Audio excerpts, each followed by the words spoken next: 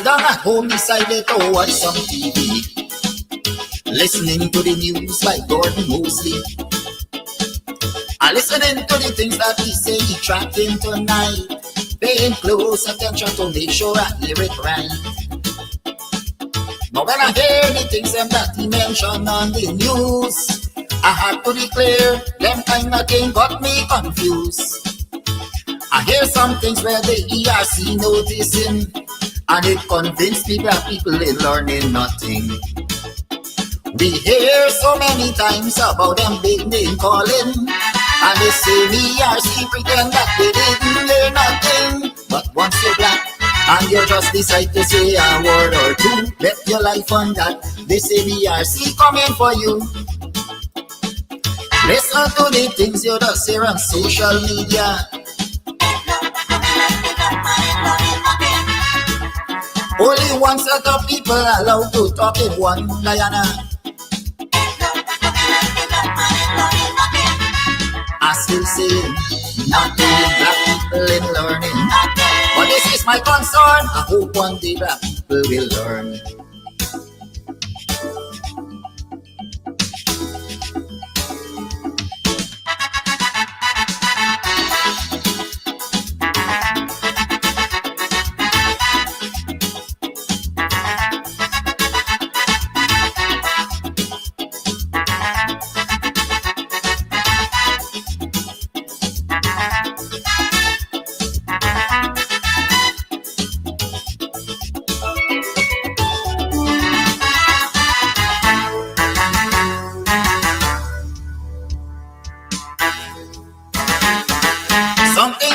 ERC that I would like to know, if any of his members happens to be black people.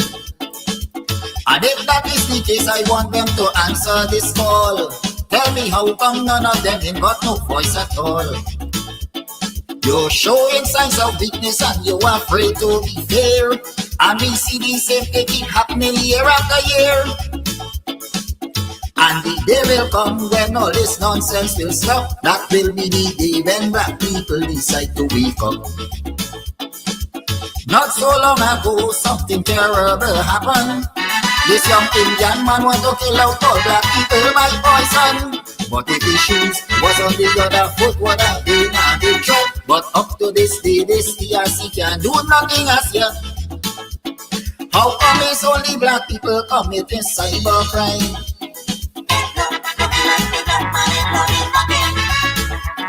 When pretty on social media fussing people all the time, I still saying black people in learning. But one day will come when the entire table will turn.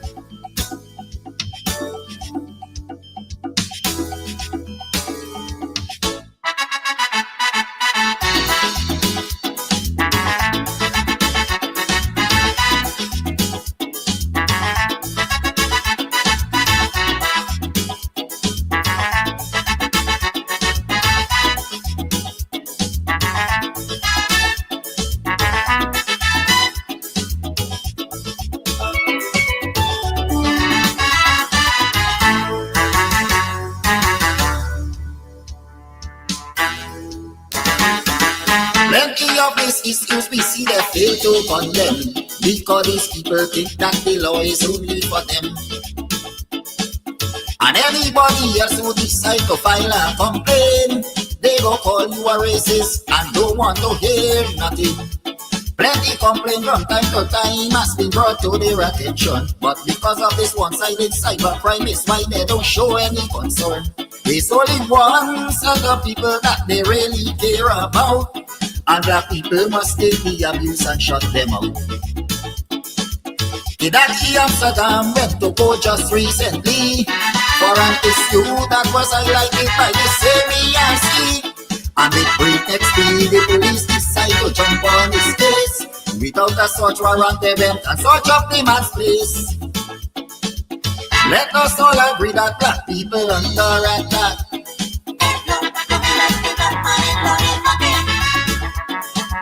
Different laws for you and me just because we black. are still singing. Black people in London.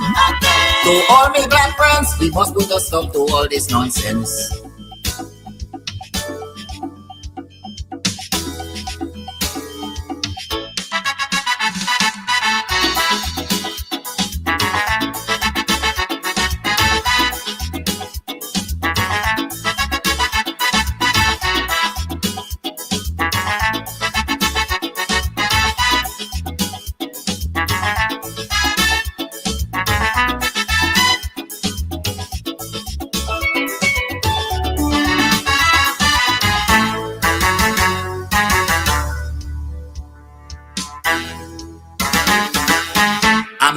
Cybercrime laws to keep people silent, just to make sure nobody criticizes this government.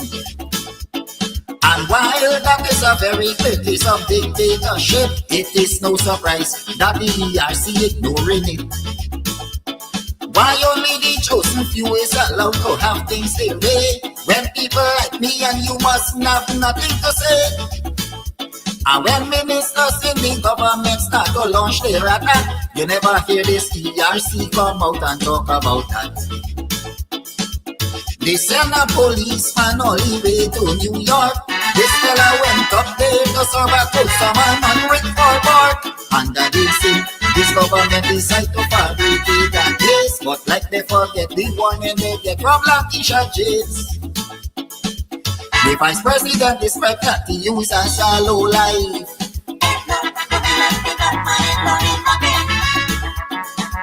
Because of this kind of abuse, he don't have a wife. I still singing. Black people in learning. Just the other day, I hope your man see help is on the way.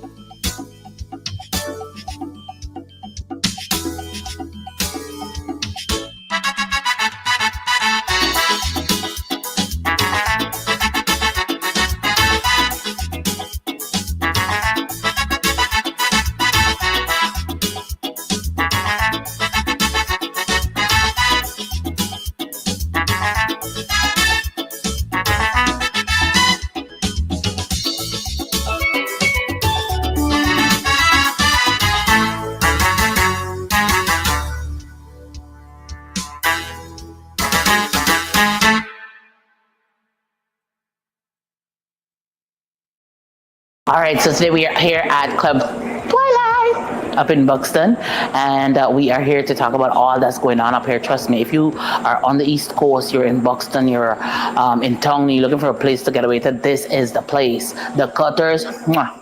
Listen, I'll be having some just now again. We'll talk about that.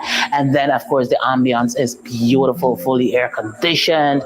The decor is on point. The music's on point. Everything's on point. It's just me. I need some work. But everything else that belongs to this club here is on point. So if you want to find a nice little place where you can just drive out of town and have some drinks, have some food, you can call, you can order your stuff and just take it. You don't have to stay. Or if you want to stay here, that's what's up. And of course, they have special events for Valentine's. You can rent a hall. You can rent a hall, honey. You can rent a hall for weddings, for birthday parties, to have a bash. I hope he edits that out. But you know, whatever it is, this is definitely the place to be. So it's on Sideline Dam. You definitely want to ensure that you check this place out. But it's on your to-do list. All right, on your to-do list. This is definitely the place to check out, you know, a really cool, chill spot here in Buxton. I like this. This is, Buxton needed this. We needed this. I needed this. You definitely needed too. Thank you.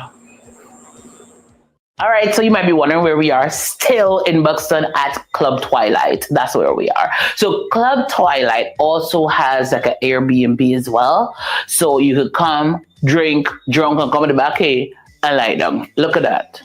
Look at that. Perfection. And the people come in the room and so on. The bed sheet matching the blind, matching the carpet, matching the this, matching the that. we know but we things in Buxton don't play with we. So definitely, if you want to come and you may be having a wedding or whatever, and you just want to overnight and just have a good time because you're gonna be drunk. We got too much road accidents, so you definitely want to come drink, have a good time. They have several rooms that you can rent. You have your toilet, you have your bath, you have your sink, you have your dining area, you have the bed. This is nice. I like it. Anyways, to my friends and my family, if you're looking for me, I'll be overnighting. Also, for those persons who are traveling in from overseas, you want a nice, cozy place out of town, then Club Twilight, call them up, look them up on social media. They have their own Facebook page, and ensure that you come up the side and have a good time. Have a good time. Have a good time. Sorry. I'm sorry. That's it. It's karaoke and oldies night this and every Thursday with Al Christie and popular DJs at Club Twilight, Sideline down Buxton North. Here, trust me, if you are on the East Coast, you're in Buxton, you're in Tongue, you're looking for a place to get away to, this is the place. The Cutters, mwah. And then, of course, the ambience is beautiful, fully air conditioned. The decor is on point, the music's on point, everything's on point. So if you want to find a nice little place where you can just drive out of town and have some drinks, have some food, you can call, you can order your stuff and just take it. You don't have to stay. Or if you want to stay here, that's what's up. And of course, they have special events for Valentine's. You can rent a hall. You can rent a hall, honey. You can rent a hall for weddings, for birthday parties, to have a bash. I hope he edits that out. But whatever it is, this is definitely the place to be. So it's on Sideline Dam. You definitely want to ensure that you check this place out. But it's on your to-do list. All right, on your to-do list. This is definitely the place to check out, a really cool, chill spot here in Buxton. I like this. This is Buxton needed this. We needed this. I needed this. You definitely need it too. Stop running around like headless chicken. Go to Ashton's Marketplace for whole and cut chicken, beef, pork, processed meats like bacon, beef franks, smoked ham, ground pork, calabresa, and lots more. Ashton's offers wholesale and retail. Check them out. Call 613-2332 or WhatsApp 434-327-3955. Ashton's Marketplace at 72 Rob Street, Border. You can get meat anywhere, but for the best cuts of chicken, beef, pork, mutton, and lots more, check out T and W Harris Butcher Shop, located in the East Ramvelt Market Meat section. Call us on 609-7168, 641-4494. Ask for Rastaman. T and W Harris Butcher Shop for the best in fresh cut meats and lots more. Don't be a victim. Beat the heat with EC Crystals. Party ice in large and small quantities. Call 682-7981 or visit us at Club Twilight, Sideline Dam, Buxton North. EC Crystals, pure party ice. Planning a party? Worry no more. We have all the supplies you need. At EC Party Rentals, we have folding chairs, folding tables, square tables, round tables, long tables, short tables, big tables. We have chairs, red chairs, gold chairs, white chairs, crystal chairs, chairs of all type, throne chairs. What you want, we have. Food warmers, coolers, ice, beverages. At EC Party Rentals, we have what you need to have a good time. You plan the party, we do the work. Call us 622-5933. EC Party Rentals. Let's keep your party going. Are you hosting an event? Do you need ice, party ice in large or small quantities? Then call us at 622-5933 for the best party ice available. $1,000 per bag. We do delivery. EC Crystals, Sideline Dam, Buxton North. Call to have your orders filled today. Are you looking for tents to rent? Well, look no further. At Easy Party Rentals, Sideline and Buxton North, we have tents in all sizes and colors. All sizes of tents we have. Small tents, big tents, medium tents, extra large tents. Call us on 622-5933. We have what you need. Easy Party Rentals. Big on tents. Yes, Oldies fans, Club Twilight and Blue Ribbon present Thursday Night Oldies at Club Twilight, Sideline and Buxton North, with Blue Ribbon the boss and the Club Twilight family. Yes, come on out. Let's go way back to the past. Come on down.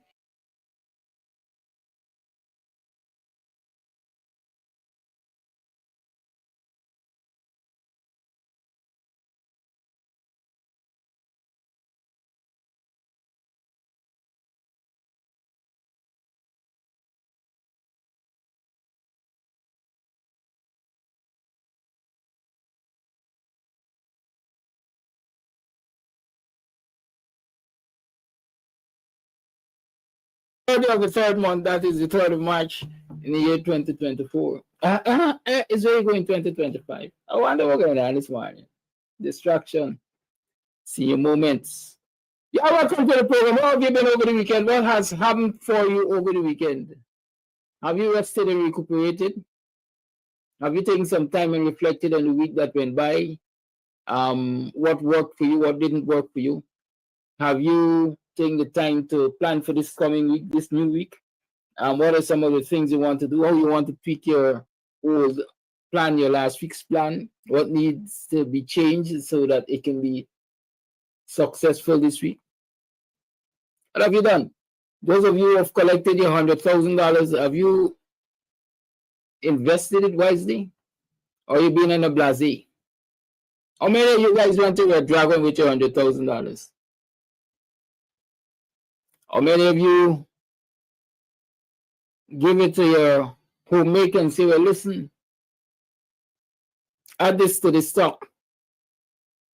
How many of you invested in an animal, a small ruminant, let's say a sheep or a goat, or a couple black giant hens, or black giant chickens in the hole?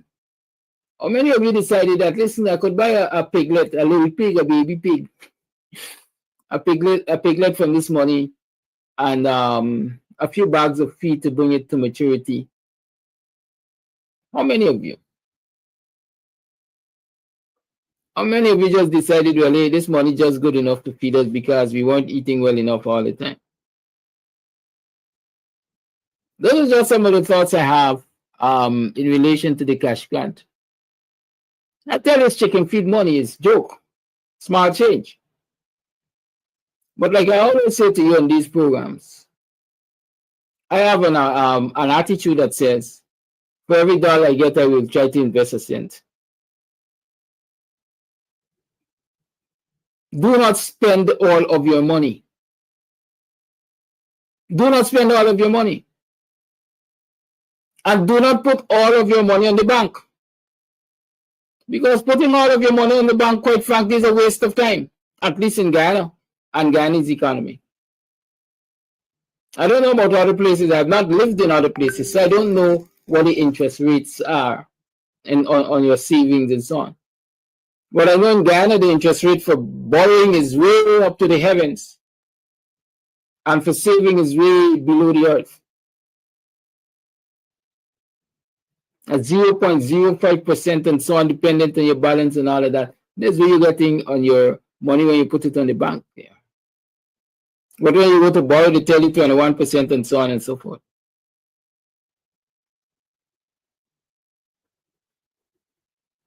Right?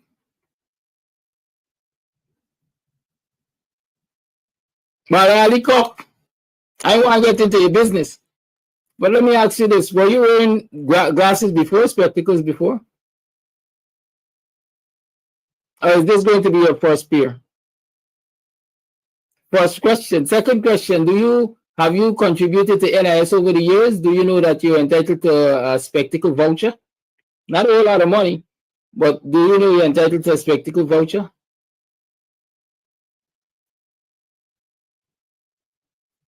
Marla says yes, but I don't know yes to which of the many questions that I asked.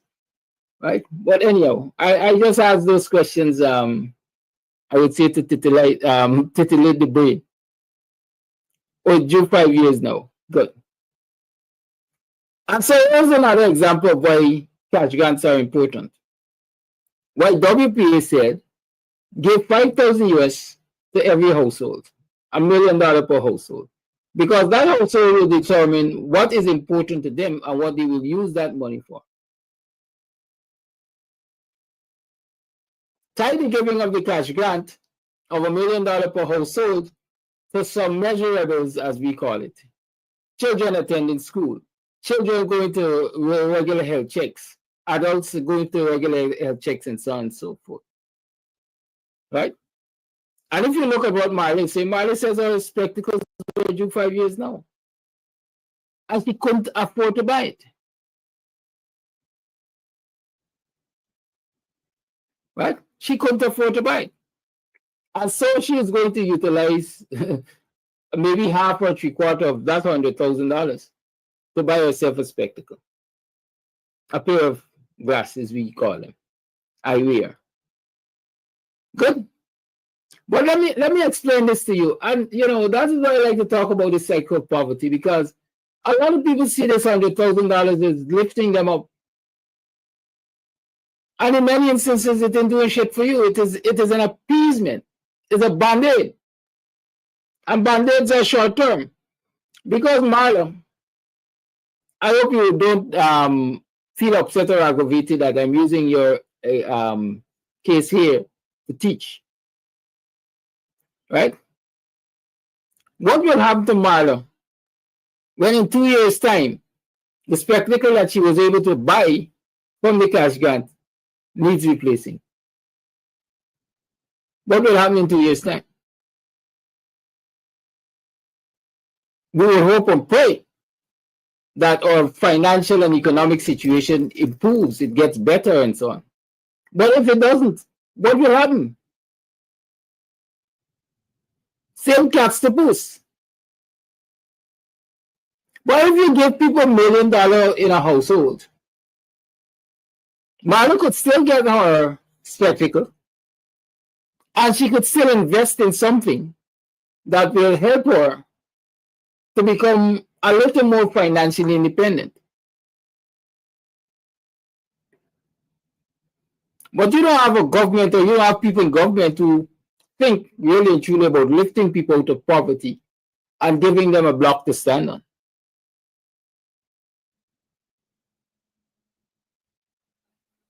And these are the kinds of analyses I encourage people to do. When they're talking, I saw a video last night talking crap about is the best thing the PPP has ever done with this $100,000 cash grant. It's crap. It's crap. Yeah, be grateful that at least you get something out of the state. But look at it from a position of realism. What really has it done for us? How has it really contributed to the improvement in our lives? Long-term improvement. Because short-term, we feel rich, we got money. But by the time you make two spins in the market, the money done. By the time you go to the optician, the money done. By the time you go do the checks that you couldn't afford to do all the time, the money done.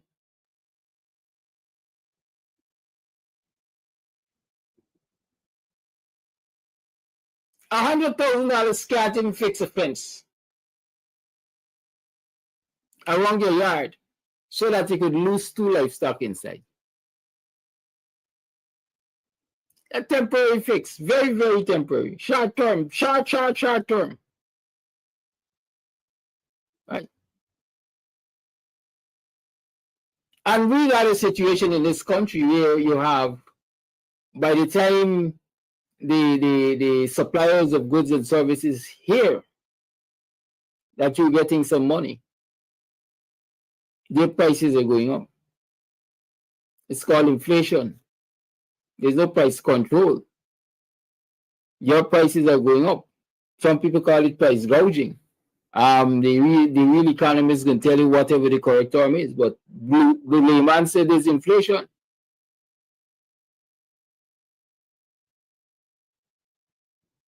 So once cash grant paying, the pound of plantain that used to pay 150 for is now $200 a pound.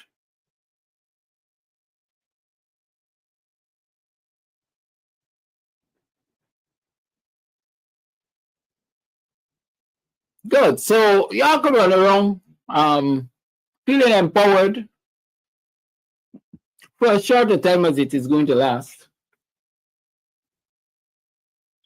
But like I said before, always encourage people, don't spend all your money.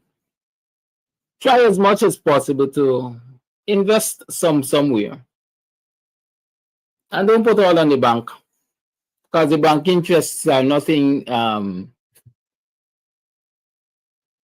emancipating, if I call it that. They just keep you in the same doldrums, the same positions of poverty that you're in.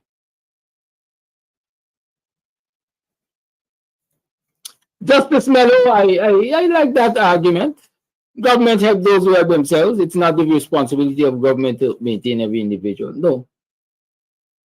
It's not the responsibility of the government to maintain every individual, but it is the responsibility of the government to create and implement policies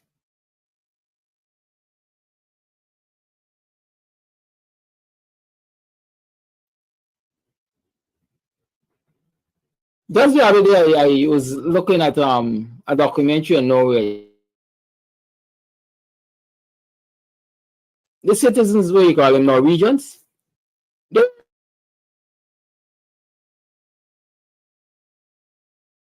they don't work. They don't work for them.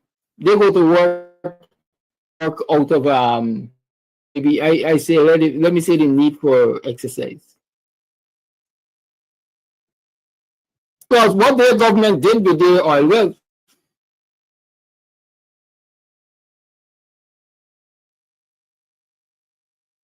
is sovereign wealth fund. Secondly, they invested their wealth in ways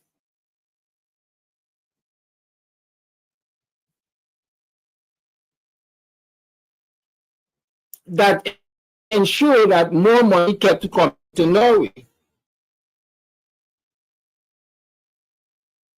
So the citizens are entitled to a bite of that money because policy dictated that money. They want to study, they get free education. There is a monthly grant of X amount of money, which allows them to live comfortably. And so they choose to work it because they want to work. That is a government putting in place policies that ensure that every citizen gets a fair chance to succeed, to enjoy the patrimony of his or her nation. So, William Mello, Justice Mello, I don't expect government to mind everybody, to take care of everybody, whoever you want to call. I expect government to put policies in place that will benefit everybody. Have you seen that coming from this government? Have you seen this government putting in place policies that will ensure every citizen gets a fair chance at success, or a fair chance of living comfortably in the country of birth, the country of citizenship?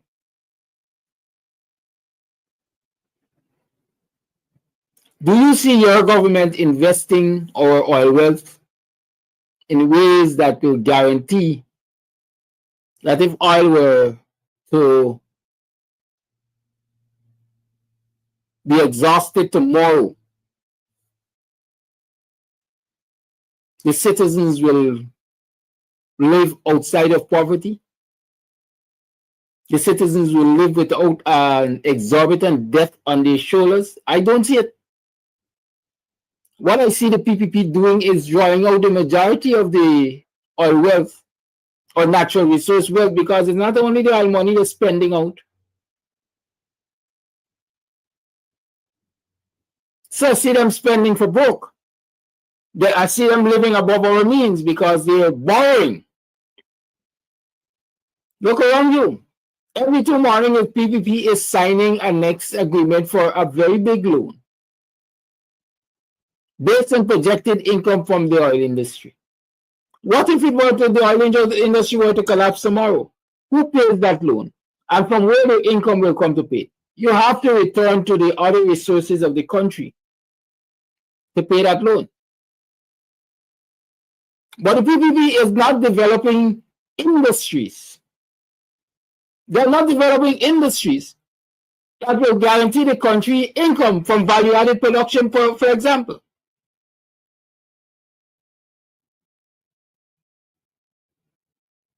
Every focus on the PPP is, quite frankly for me, on short-term development. If we build some shiny things, we can build some roads and show them that we're investing in infrastructure. But infrastructure is not lasting 10 weeks. So even if infrastructure is important for the development of industry and commerce, because transportation and communication links are necessary for the growth of industries. So one would argue that infrastructure such as roads is important. But if you're building these roads and they're not lasting long enough to permit the development of industries, the growth of industries along the so-called roadways, and within the reach of the roads, how then you can get industries developing? You built a road 3 months ago and it broke up. Any industry that was supposed to be sited along that roadway is already in jeopardy because poor access to it.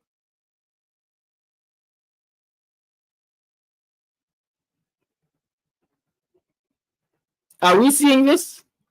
Or are we just seeing, hey, the government building roads by? Roads that 2 vehicles can pass. Roads that don't last a week. Roads that cost exorbitant sums.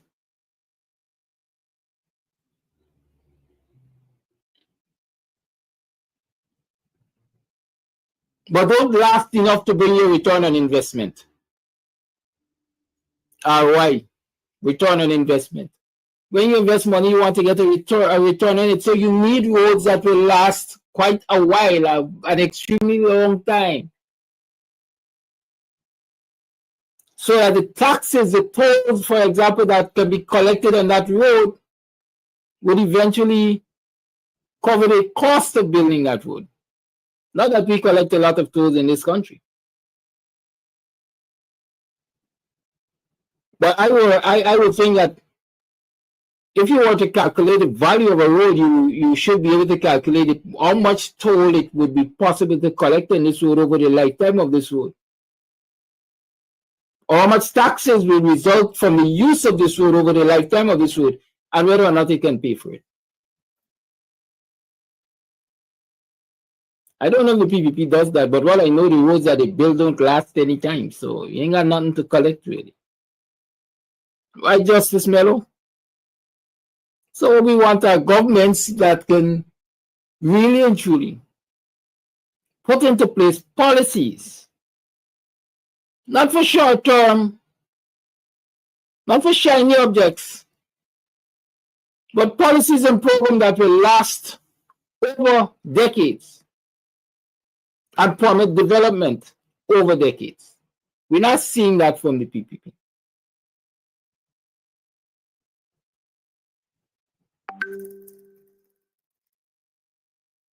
Invest some of the money. Don't spend out. Don't leave it all in the bank either. And if you look at the sovereign wealth fund of countries that have succeeded from oil wealth, you recognize the very approach they have. There's a stipulated percentage that can be used for developmental priorities, they call them. There's a certain percentage that must be retained at all times. And there's a percentage that go to the citizens. But the PPP ain't like though. The coalition left a wealth fund, a sovereign wealth fund that had certain stipulations. The PPP ain't like that. They decide, look, we're going to throw that thing out, man. Right? We're going to throw that thing out. We want to run it our way.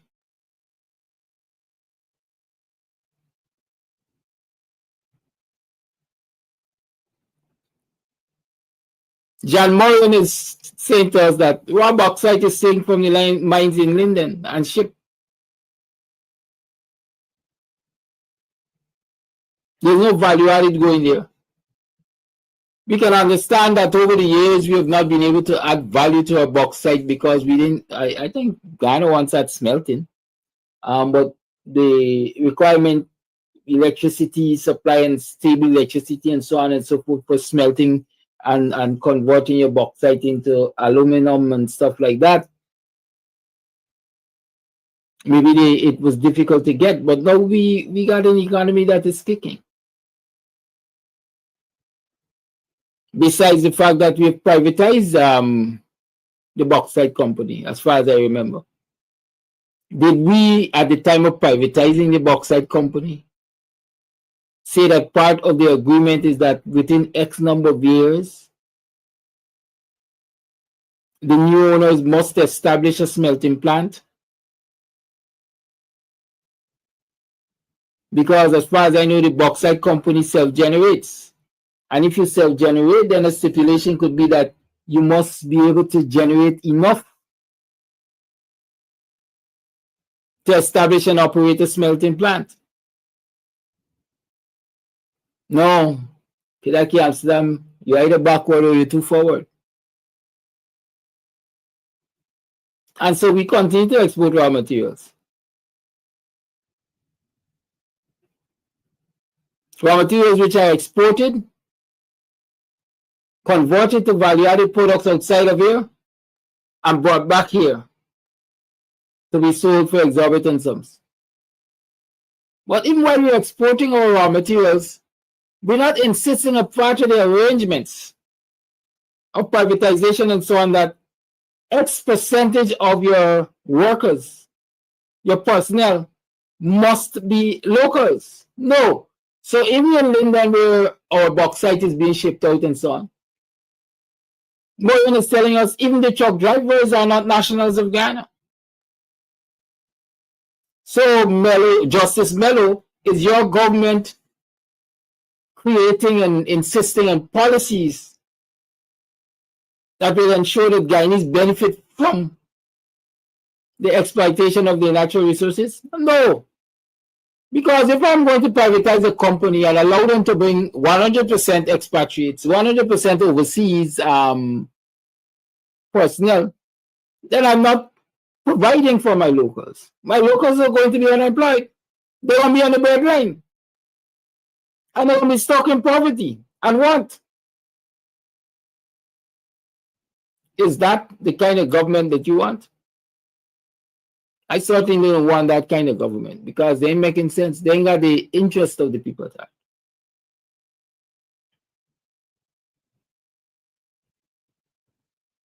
A government that sees every opportunity to misappropriate the nation's resources for its friends and families and favorites can be a government that is good for the nation. Because at the end of the day, that government will leave us in tremendous debt while they line their pockets, while they fatten themselves and the FFF off of our patrimony. I was saying jokingly to a friend last night. I mean, it sounds joke. I said it jokingly, but I believe a whole lot of it. The discussion was about the Venezuelan incursion into Guyana's waters, Guyana's exclusive economic zone, EZ, no? Mm-hmm.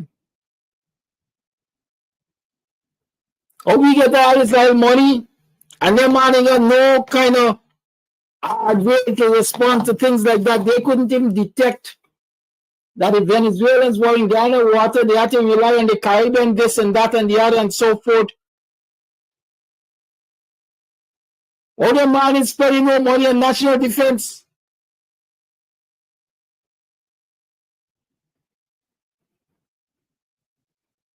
My response was, them money interested in spending money on national defense.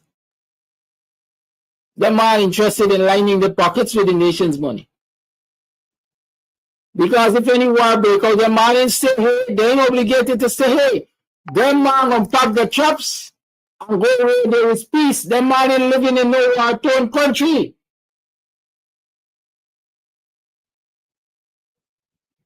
It might sound like a joke, it might sound like a light comment, but the reality is, tomorrow there's an invasion of this country by Venezuela. Tomorrow, war starts on the Venezuelan-Ghana border. The majority of the friends, favorite, and family of the PPP will be out of here. They're staying to see no aftermath of no war, no conflict. They're gone.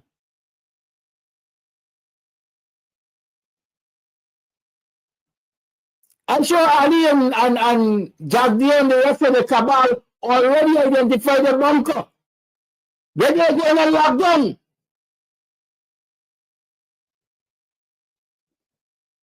It is citizens who will have to live through the bombardment.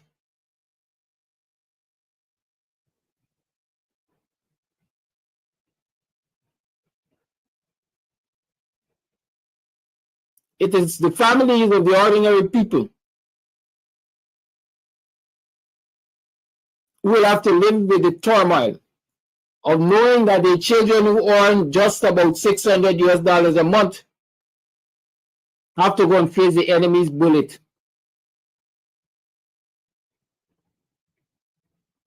To protect the territorial integrity of a land that they don't feel they belong to. To protect the territorial integrity of a land where their representatives are not respected and included in national ceremonies like flag raising for the 55th Republic anniversary.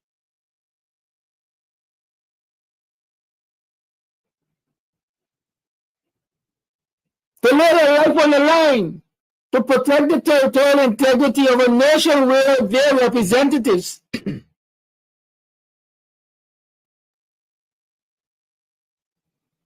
are not invited to take place in a national energy conference. As a matter of fact, an energy conference where the government says to the hosts of the energy conference, if the opposition representatives are invited, we will not partake.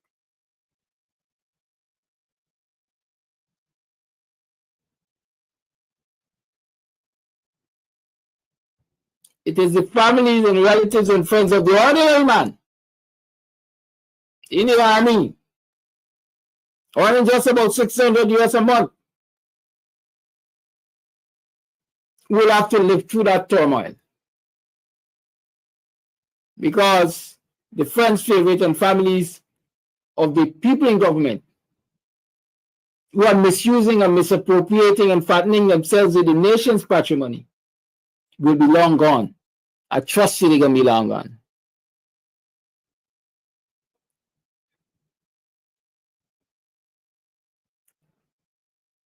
I often wonder, I can't remember if I ever asked the question, but Gail Teixeira, does she have children? If she has children, where are they likely to be? I know she has not lost that Canadian accent, so does she have children in Canada? Or do they reside here? I doubt it.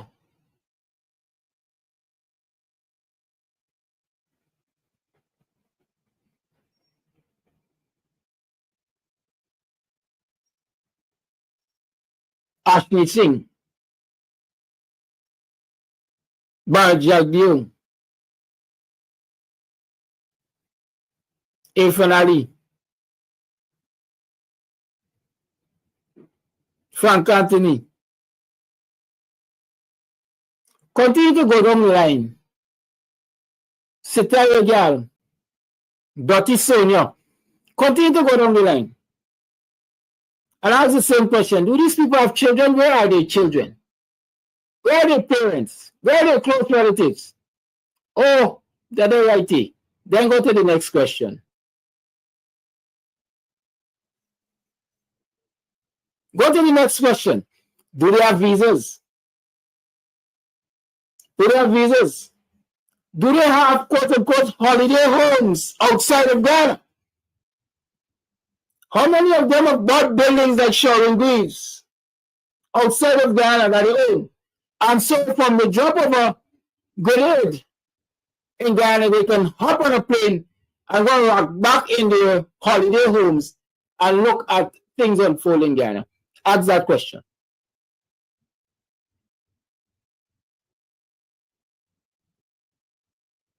In short, I'm saying that even if you see their friends, favorite, and families here, they've already made preparations to kick dust, the high heel out of this place if problems arise. And so their interests are not in investing in the real defense capability of this country. Their interests are not in ensuring that we have organizations that are capable of defending the territorial integrity of Ghana. Maybe they're farmed out to the US.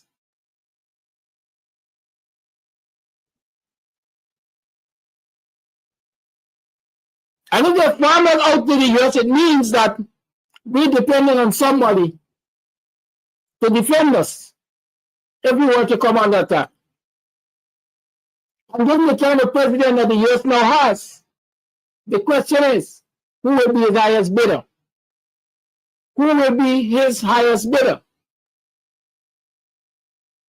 Because the US does not have friends, they have interests. And if the US can capitalize on this situation, I bet you they will. As a matter of fact, the US is not going to defend Guyana free from anything.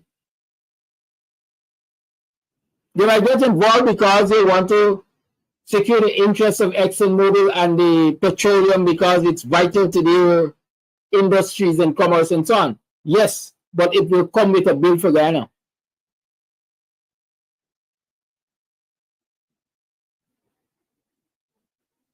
But when we as a people, we had National Service, they had Second Infantry, they had People's Militia. They believed the idea behind all of those things at the time was every citizen a soldier. So if we have a population of 750,000, the possibility we could have said, well, we have 750,000 soldiers. Because every citizen is a soldier, every citizen is trained, or most of our citizens are trained to defend the territorial integrity of this country. But nowadays, you only have the Guyana Defense Force. At least they call it the Guyana Defense Force, but it operates to me like an overrated security service. They don't have anything modern of modern warfare. And it's on the aircraft that were bought the other day cannot even land in friendly territory in the interior regions. They cannot land in friendly territory in the interior regions, much less to engage in warfare. The aircraft that they bought cannot even utilize some of our interior ships. They're unsuitable. They're unbroken. That is why the extraction of the soldiers that were ambushed, if I can call it that, along the Guyana-Venezuelan border here, had to go through a long circuitous route. Because none of the aircraft that it bought couldn't land at the nearest strip to extract those soldiers.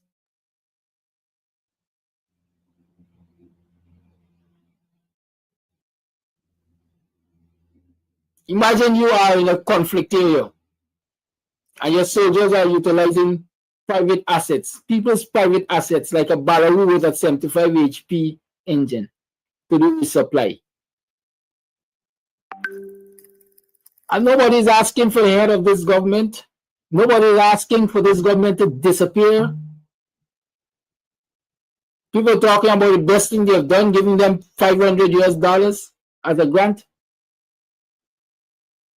Are we really serious as citizens of this country?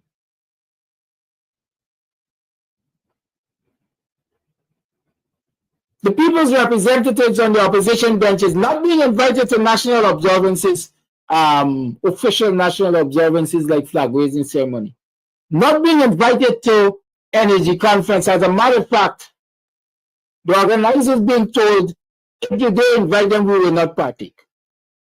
We will not even give you permission to host the energy conference. Imagine a thing as big as an energy conference is being hosted in your country and you're not the host.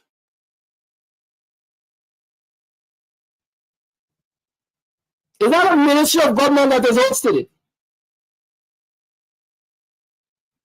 They might have facilitated.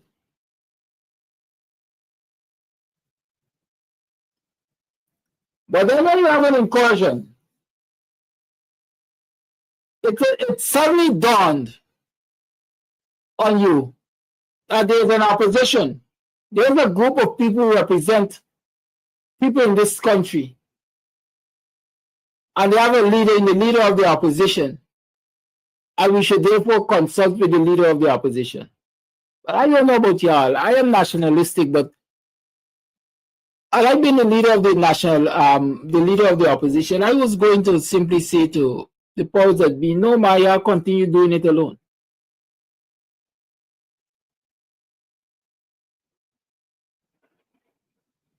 This is the time I believe the PPP should continue to go it alone. Deal with the Venezuelan incursion alone. Because when there was some rattling in the earlies, and the opposition was calling for a joint committee or joint arrangement to discuss Venezuela's behavior to Guyana, the PPP chose to go it alone. The presidents went and they signed something that is called the Argyle Agreement. Y'all remember the Argyle Agreement? What did the Argyle Agreement get Guyana? Except shaft. Because every action that Venezuela has taken since then has said to all those who were participants in that charade, y'all go to hell.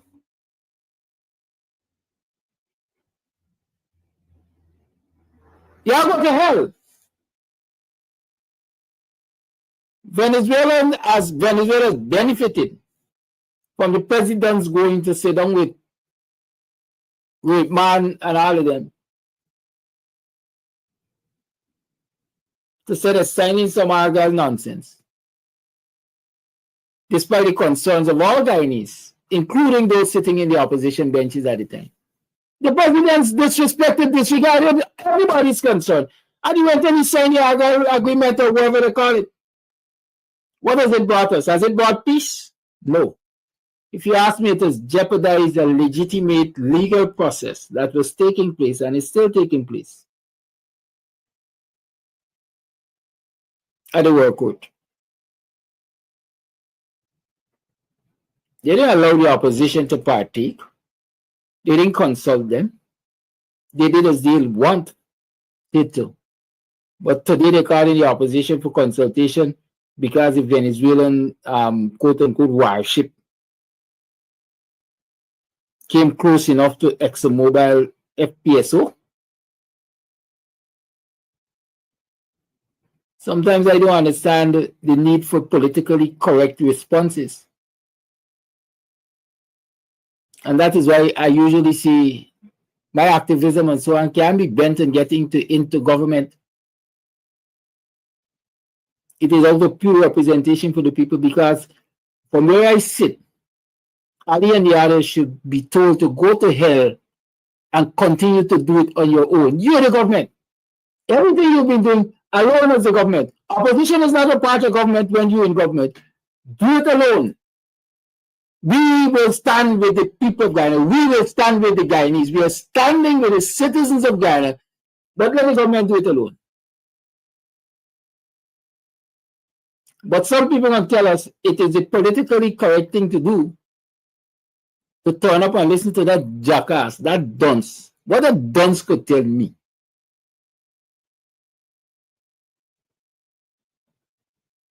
Even the political advisors of that dunce apparently are dunces themselves. Unless that dunce doesn't listen to anybody who's smart. We all could call me to tell me about this situation.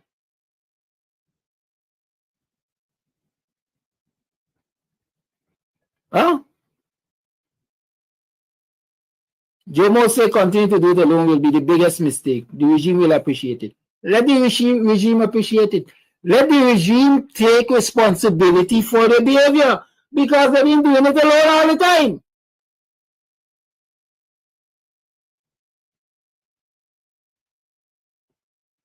This is the time our young brothers and sisters in the army should say, well, listen, we're going to do some hard bargain now. If we can't get sophisticated equipment, we ain't going to no border front. We got different no territorial integrity in a balloon.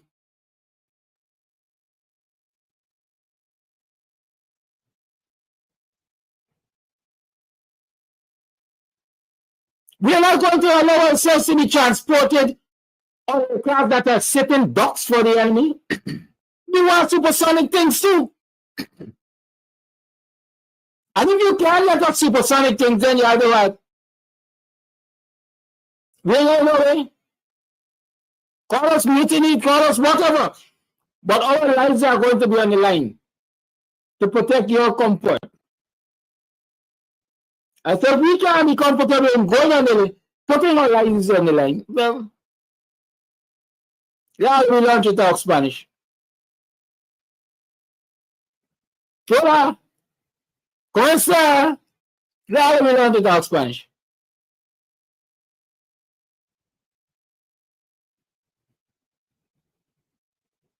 I'm saying again,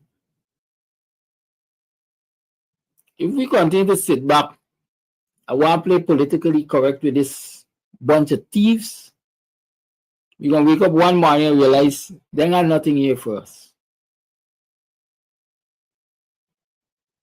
There's nothing here for us.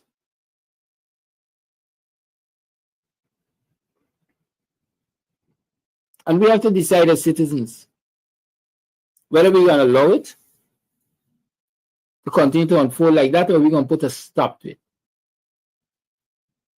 It's 80 minutes past the 8 o'clock hour.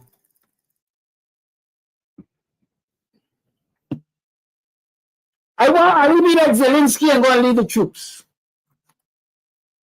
I think you have a better, he can't march. The man can't dance. You can't dance your own culture music. I think you better go be able to step, he can't march. Yeah, I don't like to say, but irregular. As simple as that. So why he can't go lead no troops like Zelensky? Oh, I forget they're going to send Brigadier Mark Phillips. He can march on a national. He can march on. He can keep his step on a Mashomani parade. What troops he going to lead? Yeah, what troops he going to lead? Soup drinker? Can keep a step on a mash parade.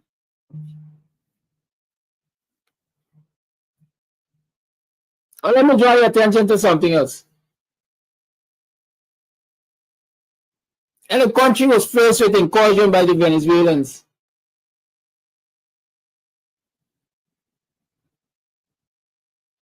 Well, I guess there are a lot of anxious citizens in this country based on that incursion. Instead of the president having the time to give them reassuring words, you have time to sell straight vibes. Straight vibes. Liquor, alcohol, rum. You know why?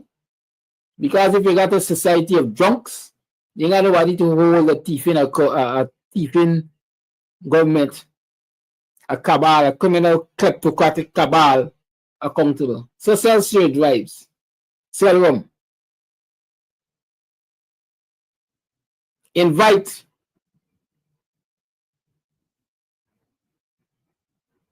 the dancehall artists to come in the kitchen and cook chicken curry.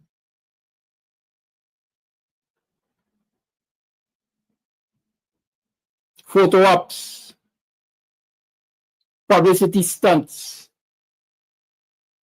That is what is the thing to be engaged in right now. Not in defense of the territorial integrity, but in defense of staying in office to rob the coffers of the nation.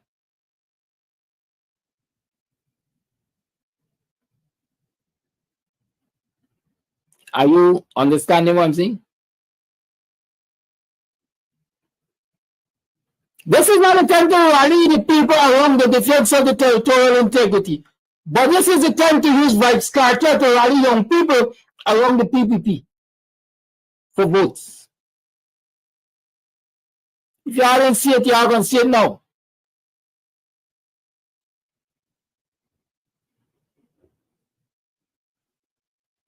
Right? Vibes Cartel, like it or not, is an influence on young people's behavior in Guyana and perhaps around the Caribbean or maybe around the world. And so we're going to roll out Vibes Cartel upon the young people. We're going to give them a big free show. We're going to use Vibes Cartel to endorse Ali. Well, because they're hard by straight six, you only with Ali. You only with vibes, straight vibes, boy. We got straight vibes. Look out for it. But don't wait and look out for it. Start talking to your youngsters. Let them understand that this is a game of monkey business.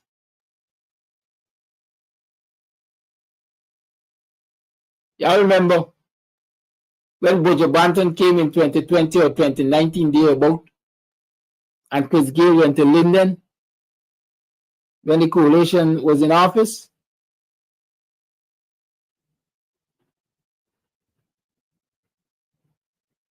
They accused the coalition of using a convicted criminal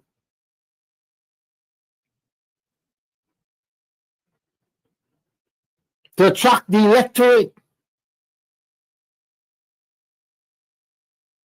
In this instance, they are using a more accused who was freed on technicalities to influence the electorate. The other say, no, y'all could stay sleeping. A lot of you wide awake in a dream. Help your young people to see why Vibes Cartel coming here now to sell straight vibes, and while Vibes Cartel is being used to return in a short few mornings to promote the PPP. The lines are opened. 6225933 is the number to call. It's 23 minutes past the 8 o'clock hour. Now 24 minutes past the 8 o'clock hour.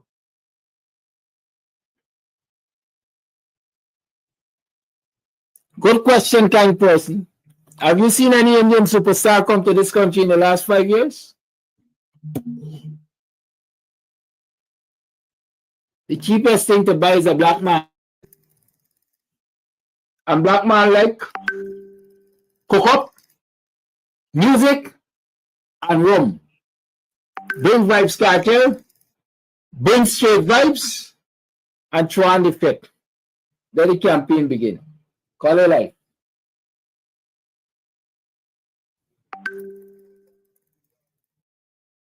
I hope my language will be accepted. Holy people good for nothing but show off, the leg show off, but right? This right, there's been a big house in a small yard. take over the whole yard house and all Chinese cars and all that. They don't do nothing but show up. They can't defend the country. They can't put the people at the border. All the paramilitary do that.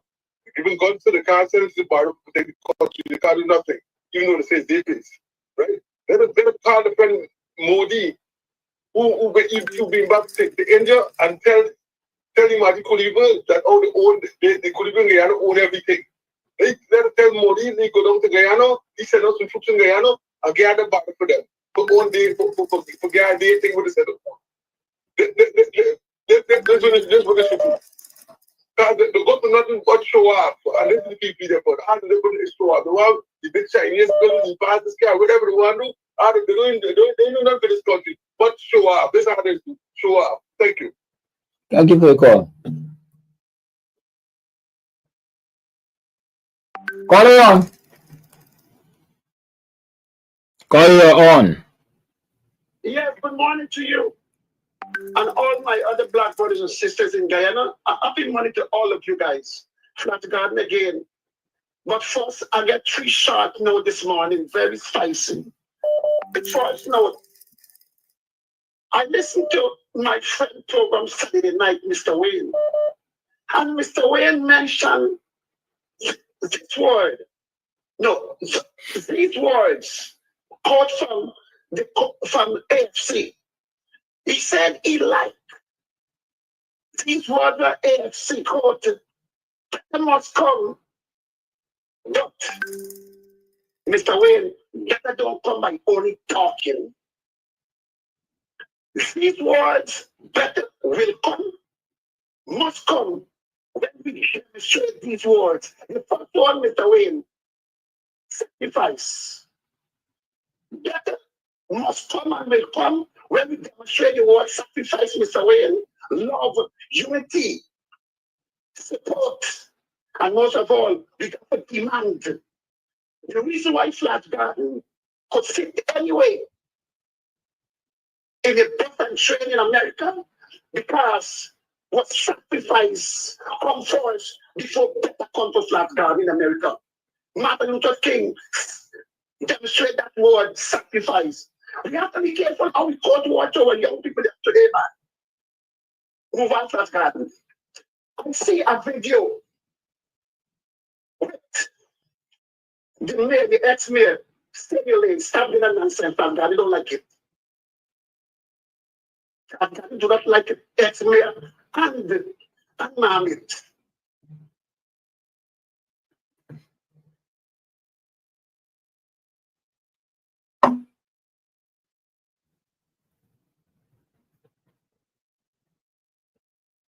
Looks like we lost Flash. People got a freedom of association. Let them associate. There is freedom of association. Let people associate. You're back. Yes, no, I'm still here. Now, where were Mohammed? Why are you sacrificing and encouraging? Why you guys allow Mohammed and ex-mayor for bring out your children that night to demonstrate what people stop using our children and encourage them to suck Coleman backside all in the morning, all in the day, late in the night. Keep our young children in house. Teach them something, but don't let the Coleman and use them. Let them go in the Indian neighborhood, the Coleman neighborhood, and demonstrate those children. Don't like it. When Mohammed and ex-mayor, when them supporters go to school compound and tell Batman Picnic, don't come back here. His school belongs to Colin. Where were Mohammed and the ex-mayor for protests and show the world what them wicked Colin government supported to go for kill them black children? Come on, man, black people. We got to get fourth grade education. Just come and talk nonsense. And stop doing nonsense, man. Stop encouraging our children early for shop. For the man backside. Excuse the language. I'm upset when I see that nonsense video. And last, black people, young people, I remember Chinese, and you don't have money to pay me. When you was young and not sickly, you was skipping and run from country to country, every country. But now it's sickly. Now you gotta pay doctor bill every month for curing. It's now irrecognized Chinese that people. Morning, every morning. Morning. Welcome to another program of Guyanese Morning Time. It is 26 minutes past the 7 o'clock hour on the 5th day of March in the year 2025. Yeah, many moons ago, I became a father for the first time yesterday. I could interpret that. Put in your pipe and smoke it. You want daddy. Morning. Welcome to another program. How have you been? How was your yesterday? How was your last night? How was your weekend? Oh yes, we had a program after the weekend. We had a program Monday. There was no program from my end yesterday, and many people called to ask me what was happening. Thank you to those people who called to find out, inquire of my well-being. Yes, it was okay. What happened? There was blackout. There was power outage in my area. Before Board Wife Week, there was power outage since about 2 in the morning, and it returned power to the people. Electricity returned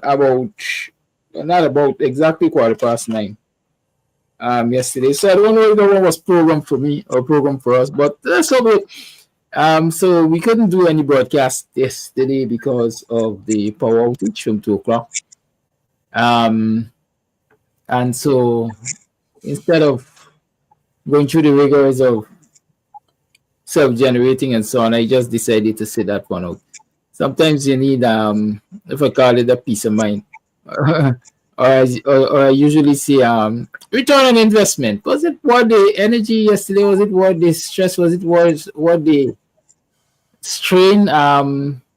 Get out of bed. You gotta connect this and connect that and connect the other. I just wasn't in the mood yesterday. You know, I'm always honest with you guys, so I tell you as it is. Those of you who want to judge me can judge me, but that's your part. If that's your part to play, then play your part. Right? But that is the reality. We had no program yesterday because it was blackout. There was a power outage since about 2 in the morning.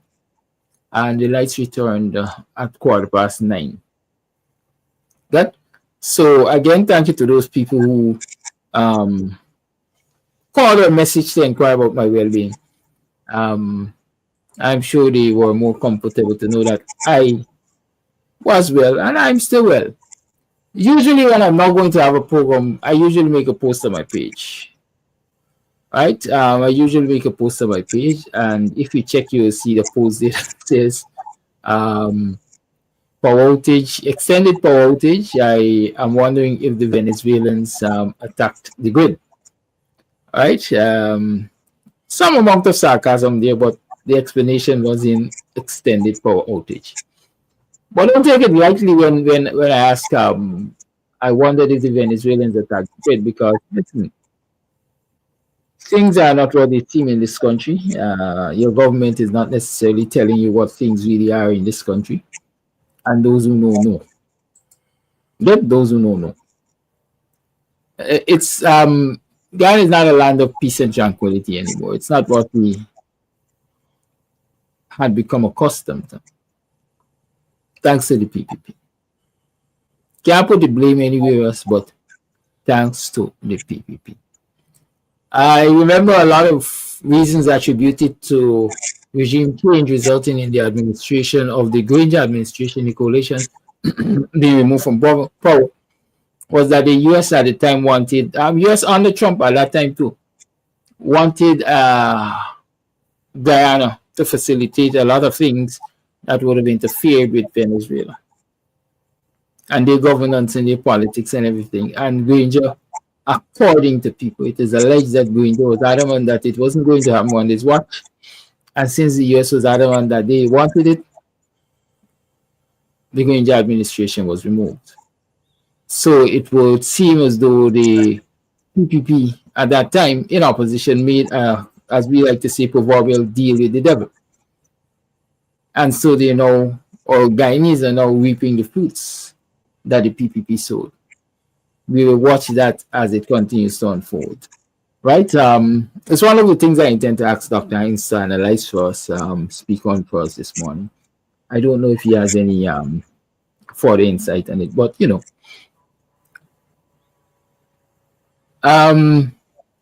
but Dr. Hines is here, and so Dr. Hines, welcome to the program. It's another Wednesday morning. Thank you for your sacrifices. I know we like laughing in the sector because that sounds like a thanking them military people in the US or the US approach. Are you hearing me clearly, sir? Good morning. I didn't get your question. No, I didn't make a question. I said thank you for your services. And I said usually you laugh when I said it because you say something like them Americans thanking the servicemen and women. Yeah, right. All right, so how you do. All right. All right. Well, a lot has happened since we last spoke as usual. I don't think that the incursion of the Venezuelan Coast Guard vessel into Guyanese's exclusive economic zone taking place when we spoke the last time. But if it did, I can't remember us talking much about it. But the fact is, we're now at a point where, over the last couple of days, I would like to say, we saw the Venezuelans, as we will say, stepping up the ante. We're back to saber rattling, perhaps. Remember, not so long ago in the Ali administration, Maduro was stepping up the ante again. He made some threats. He said he was going to annex Essequibo and so on and so forth. And they ran to CARICOM, if I can say they ran to CARICOM. And so they went to CARICOM and they ended up with that Argyle agreement against the advice of many who were versed or who are versed in foreign relations and border issues and so on, against the advice of those specialists, those, educated people. Ali went to Gonzalez's country and they ended up with that Argyle agreement. To me, not one word of it has been uttered by Maduro. As a matter of fact, we subsequently saw Maduro taking steps indeed to annex Essequibo because they built a bridge and they established bases and they now have a governor. And I saw there was a pageant with Essequibo being represented by the Venezuelans and so on and so forth. But most recently, we saw a gunboat, a Coast Guard vessel, warshippers, we like to say, from Venezuela, entering into Guyanese's water, and I would say accosting one of the FPSOs operated by by ExxonMobil. I'm sure you're aware of all of these things, but the deeper question is, this is an election year. The government changed from Biden to Trump. The Venezuelans are saying, listen, they got information that they were American intelligence operatives and so on that FPSO. And so it's treated as an enemy base. What are your observations, your intelligence telling you? What do you know that the public doesn't know? How are you reading this situation in the context of the Argyle agreement and the border issue, which is before the courts, etc.? No, I don't have any intelligence. I know the same thing that the public knows. I wasn't at the briefing that the government had with the leader of the opposition, so I don't have information that others don't have. But the Venezuelan action or actions, because I think the shooting of the servicemen a couple of weeks ago should not be overlooked as an isolated incident. I think it's very much part of of Venezuela's stepping up of the ante, as you describe it.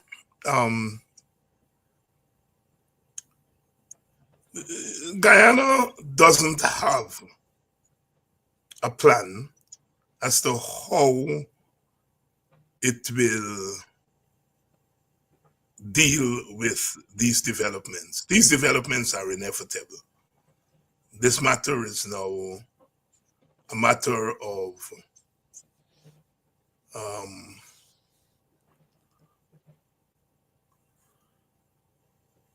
war of attrition, if you will, between Guyana, Venezuela, and the United States of America. It's a triangle. And the Venezuelans are playing the cards that they have. President Trump told Mr. Zelensky last week that he has no cards. I don't think he can tell the Venezuelans they have no cards. The Venezuelans have cards, and the Venezuelans are playing it. They're paying attention to what is happening globally, and they're playing their cards. Guyana, they recognize that Guyana is objectively part of the scenario, but in a real sense are helpless in the scenario. And they're pushing their luck, as we would say in Guyana, and perhaps more than their luck. Guyana's strategy seems to be wait, and when Venezuela does these things, we go to our international and regional allies and ask them to condemn Venezuela. That's all right. That ought to be part of the strategy. But this territory is Guyana's territory. And Guyana has to be more proactive in defense of its territory and not be so helpless. You know, my mind goes back to 1962. It was called the Cuban Missile Crisis.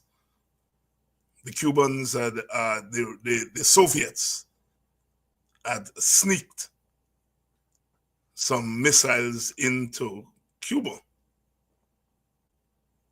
And the Americans became aware of the missiles after they were installed, and they were pointing at American cities. And the Americans responded. Well, not responded. Well, yeah, we can say responded. And the world was on the edge because they did not know what the Americans were going to do. The generals were telling President Kennedy to invade and bomb Cuba. His brother and other civilian advisors warned against it. But in the end, they came to an agreement that the Soviets were going to remove the missiles from Cuba, and that America were going to remove some missiles they had in Turkey. And perhaps, I think, there was some kind of gentleman's agreement that the Americans would not invade Cuba.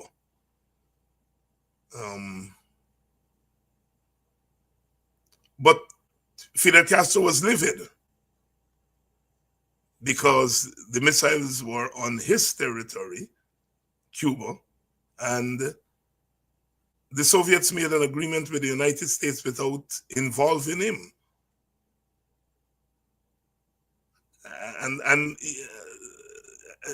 I think he didn't speak to the Soviets for almost 7 or 8 years. He continued relations with them, but he hadn't visited the Soviet Union, and he was very angry with the Soviets for coming to an agreement about something that has to do with his country and didn't involve him. And I tell that story to say that Guyana is at the center of this issue, although this issue also includes the United States because they have investments in Guyana. They also have investments in Venezuela. I think Chevron is in Venezuela. And the larger international community. So it's a global issue. It's a global issue that involves Guyana. But Guyana doesn't seem to care. We have a government which spends its time waging war against its opponents at home, political opponents at home, than to waging war defensively or offensively against Venezuela. Business as usual for the government. It's as if we don't have a problem on our border. We are reacting rather than anticipating. We are talking to others to defend us rather than defending ourselves. We have not seen any mobilizing of mass support. I go back to Cuba again. I mean, Cuba survived an embargo of over 6 decades, and the continued aggression from successive American administrations. And one of the things that the Cubans have done is that they've mobilized their entire country. They've mobilized their country, they've mobilized their armed forces. There's no doubt that if the Americans were to invade Cuba tomorrow, they will succeed. But they will not succeed just like that. There's going to be a fight because the Cubans have mobilized their society, they've mobilized their army. And if the Venezuelans were to cross our border, it will be over in a day, because our government has not mobilized our population. It has not mobilized the armed forces, the army. The army is still a small force. The army doesn't have the weaponry that it needs to even, protect the borders against so-called gangs. So how are you facing a threat to 2/3 of your territory and no mobilization? The WPA, at our press conference on Monday, we called for recruitment to the armed forces. We have to increase the size of our armed forces. We called for a beefing up of the People's Militia as a supplement to the army. And we called for increasing defense spending to put in the hands of our military the kind of weapons that it would need to defend our borders. I think at a minimum, we ought to do that. But our government is not doing that. And part of it is that I think the PPP government is very consistent, that it doesn't want to put weaponry in the hands of a military that is made up of people who are not part of their natural constituency. And by natural constituency, I mean the political constituency. They don't want to increase the number of people in the army because Indians have not shown a penchant to join in the army. Amerindians have not shown a penchant for joining the army. And so in a sense, beefing up the army and the People's Militia is really mobilizing African Guyanese and putting weapons in their hands. And this government is more concerned about its political survival at home rather than defense of the country. Now, I lay that out not to make light of it, because the PPP is correct to think about its political survival at home. Nothing is wrong in thinking about your political survival. And in a bifurcated society like ours, you are right that you want to be concerned about putting arms in the hands of a force that is made up of people who are not necessarily loyal to you politically. But you're faced with a choice. Your political survival at home versus the survival of the country as a sovereign space. Which side are you coming down on? Do you prefer Guyana to lose 2/3 of its territory while you maintain your political and ethnic survival at home? Or are you prepared to risk your political survival at home in favor of defending the sovereignty of the country? That is the question the PPP is faced, and we see where it has come down. It is outsourcing the defense of our country. Let's put it that way. Outsourcing the defense of our country for fear that if it were to mobilize the defense of our country, it would be a purely ethnic mobilization which could threaten its politics of domination at home. And so I think that is the underlying, the subtext behind the PPP's attitude to our border issue. My view at this time, and it could change tomorrow, but my view today is that if the PPP were approached for a compromise that includes giving up some of Guyana's territory, I think it is going to go down that road. I think the PPP will rather give up some of the territory in exchange for its political survival at home. That's my reading of the situation, which is extremely dangerous. Dangerous not as far as giving up territory is concerned, but dangerous in the sense that it is a decision making that will include the PPP alone. On this issue where, as I said, you have part of the people in the armed forces are politically loyal to the opposition, but you're keeping the opposition out of the loop. You wait until the Venezuelans do something and then you call Norton, come in and let me brief you. Rather than keeping Norton involved, because you need Norton's people to defend the country. That's the plain fact of the matter. It is why the WP has said that what we need is a border cabinet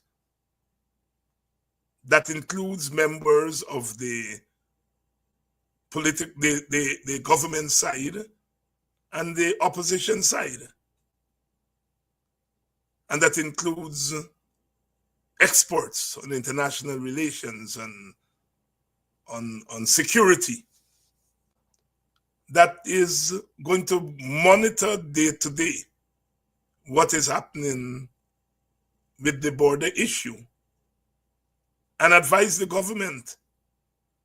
Such a committee, of course, will have to be chaired by the commander-in-chief, who's the president himself. I know there is a defense board, but we want something that is specific to this problem. I think even the ordinary man in the street, woman in the street, is of the view that the Venezuelans that are walking around Georgetown and other parts of the country, among them are Venezuelan intelligence officers. Do we have any way of preventing Venezuelan intelligence or detecting Venezuelan intelligence? I am sure that if we were to attempt to do the same thing, to send intelligence people as part of migrants to Venezuela, they'll be picked up the first hour. The other way around, we don't know, because I don't think our government cares. And so this is a scenario that we are faced with, that the defense of our country is compromised by our internal politics. And that is why we need a political solution. The development, the economic development of our country is compromised by our internal divisive politics. And that is why we need a political solution. We're going nowhere as a country. We're going nowhere as a country if we don't have a political solution. You know, the PPP stupidly believe that you can go around in the village and, you know, share out PPP jersey and give people $30,000, and that will be a political solution. That a couple of black people will run behind you and, you know, said, you know, hail, hail, hail the king, you know, thanks for a thing and $1 million contract to make some concrete road. They believe that is the political solution that we need. And they are not recognizing that is a simplistic approach to a problem that is much more complex. A problem that is much more complex. And so we are watching our country unravel in front of our faces. And as citizens, we appear helpless. Yes, we can all stand behind the government, as we all have done, those of us in the political elite. And our supporters may not agree with us, but they will follow. But that is never going to be a solution. That represents form rather than substance. What we need is a substantive political solution that puts our country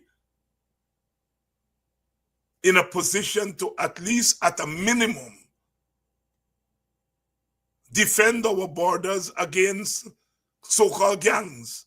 I was so embarrassed to see 5 army men sit down in a boat nursing wounds, and they say it's gangs who shoot across the border. You think any Guyanese gang can shoot Venezuelan army members? Never the day, as we would say in Guyana. It's really an embarrassment for our country. An embarrassment. But our government does not care, because its priority is not defense of the country. Its priority is defense of its political power that was given to it in 2020. I am very sorry. That is the situation we are facing. Now, I am not sitting here and saying that I am very sure that if the other side, the opposition, the no opposition, were in government, that they will do a better job. I am not sure of that. I can only be guided by history. And when the PNC was in power, it did a better job at mobilizing our country against the Venezuelan aggression. We sing Not a Blade of Grass. Not a Blade of Grass was inspired by that mobilization. 1982, I remember it very well.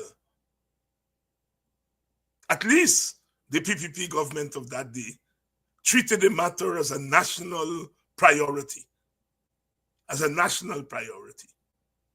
Not, that doesn't mean that they will do so if they were coming back to power, but we can only go by history. And history says that the PNC is more likely to treat this matter as a matter of national priority. And objectively so. Because like I said, the people under arms, if you're asking people to go and defend Guyana at the border, and our East Indian community, and to some extent the Amerindian community, are not likely to volunteer to go, then the only people who are volunteering are Africans. And if you have a government which these people vote for, that government is more likely to influence them. That government is more likely to give them the kind of weaponry that they need. And so in that sense, from an objective standpoint, an opposition-led government may be a better option when it comes to fighting to defend our territorial integrity, because of the reasons that I have outlined. Unfortunately, that's the nature of our society. I didn't make it the way it is. Some people say it's an accident of history, but that is what we have. I do not see how you are going to defend your territorial integrity without the present opposition at the table. It's madness to think that you can. I used to believe that the advantage that African people have in the army should remain so, and should be used as a bargain chip for the advantage that Indians and Portuguese have in the economy.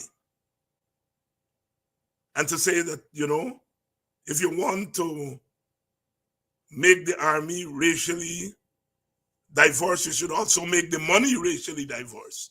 But I've changed my mind on that. And I think that there should be affirmative action in the army. That Indians and Amerindians should be in the army and to help defend this country. Not Amerindians so much, but definitely Indians. Because the Indian elite are making money. They own the economy. But they're not defending the country. Those who are being discriminated against and dispossessed of money and wealth are the ones who have to defend the country. You're defending the country, you're defending Indian elite economic ownership. I am very sorry. That is what is happening. And that is not fair. So I think our Indian comrades should be in the army defending the country. That if they love this country, as their political party that they vote for claim, then if you love the country, defend the country. Very simple. Tell your supporters that this country belongs to them too, as it is, and they should defend the country. I think we have reached that point. So this Venezuelan thing is much more complex than just a ship coming into our territory, warship coming into our territory and accosting an oil rig. It has much larger repercussions for politics, both at home and abroad.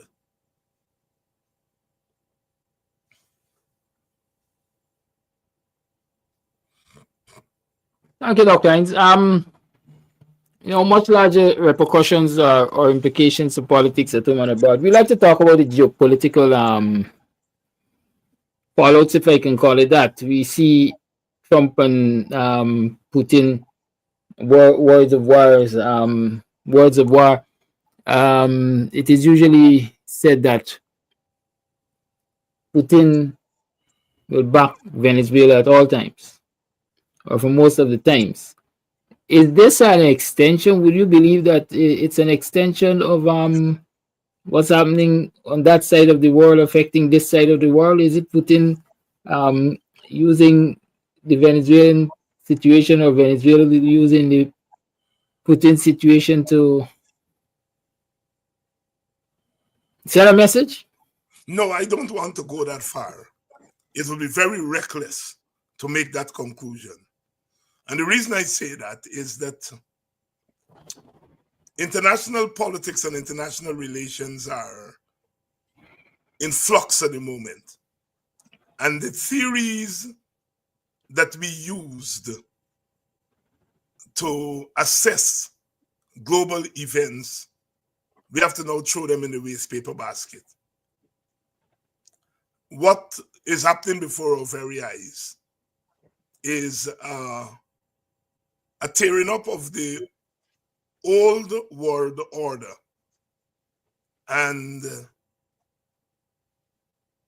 maybe the beginnings of a new world order. Let me put it in larger context.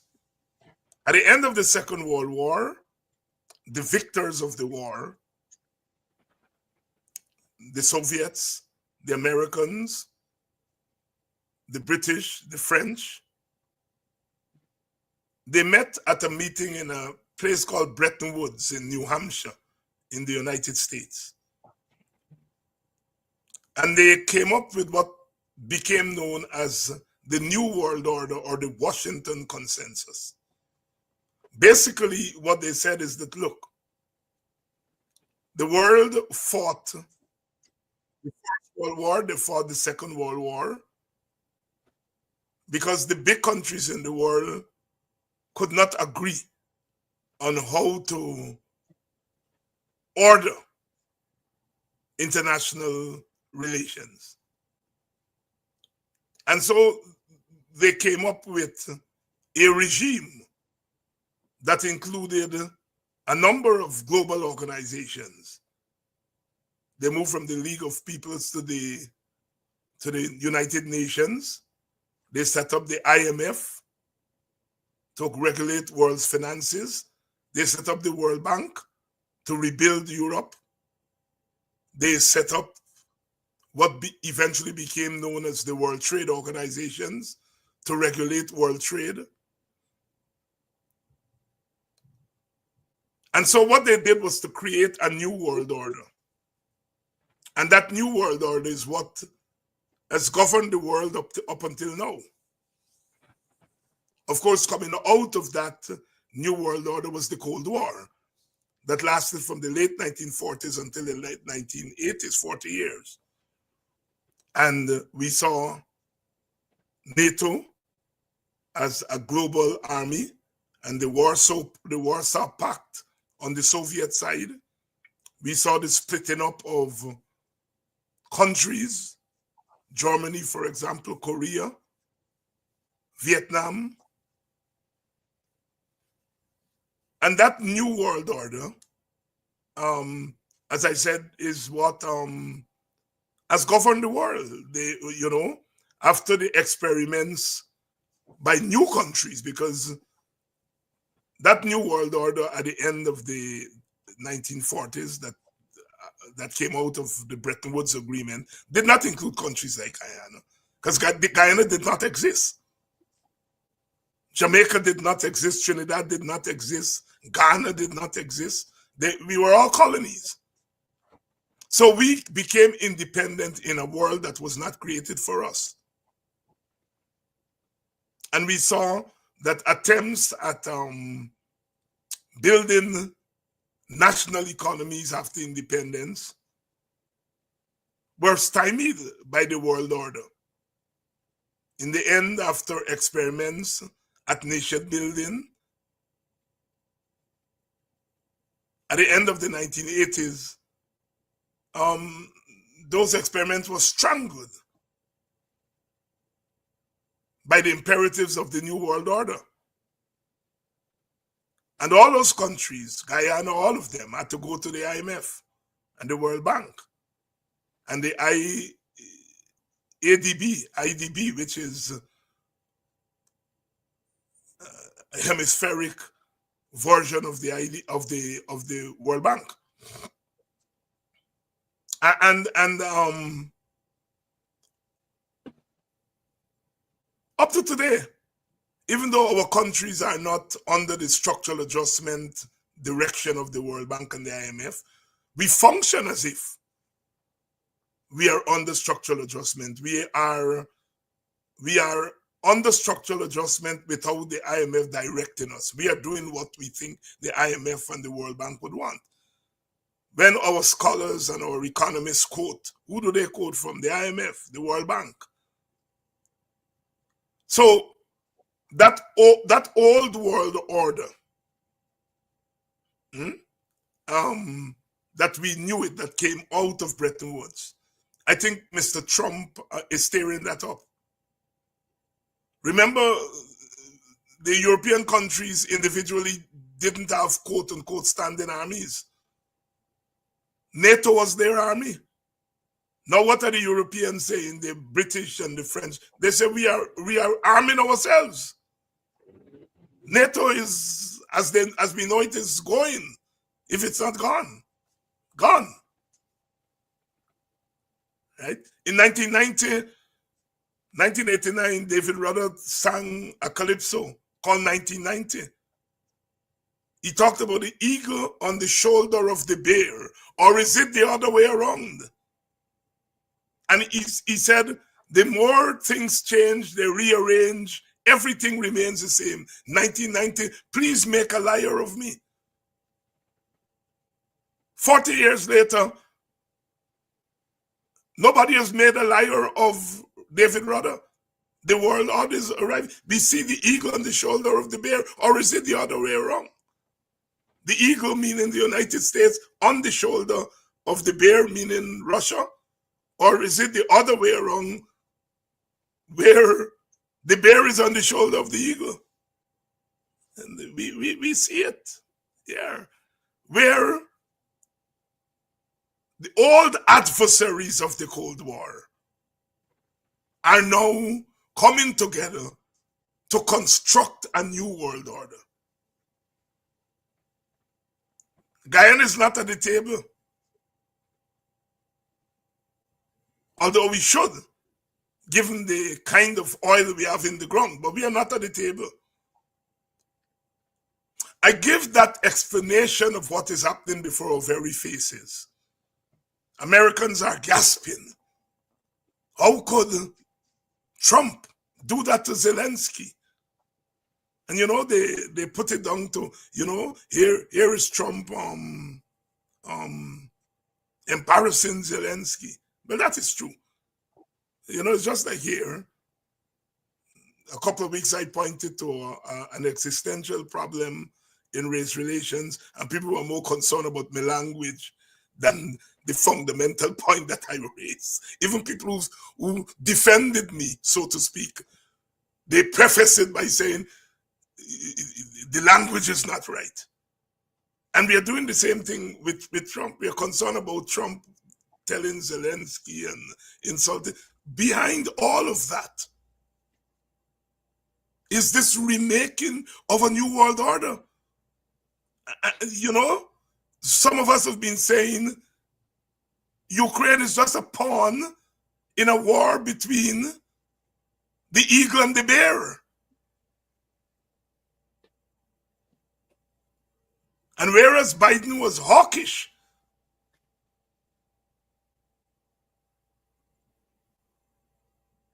in a certain direction, Trump is now saying, no, I'm not going down that road.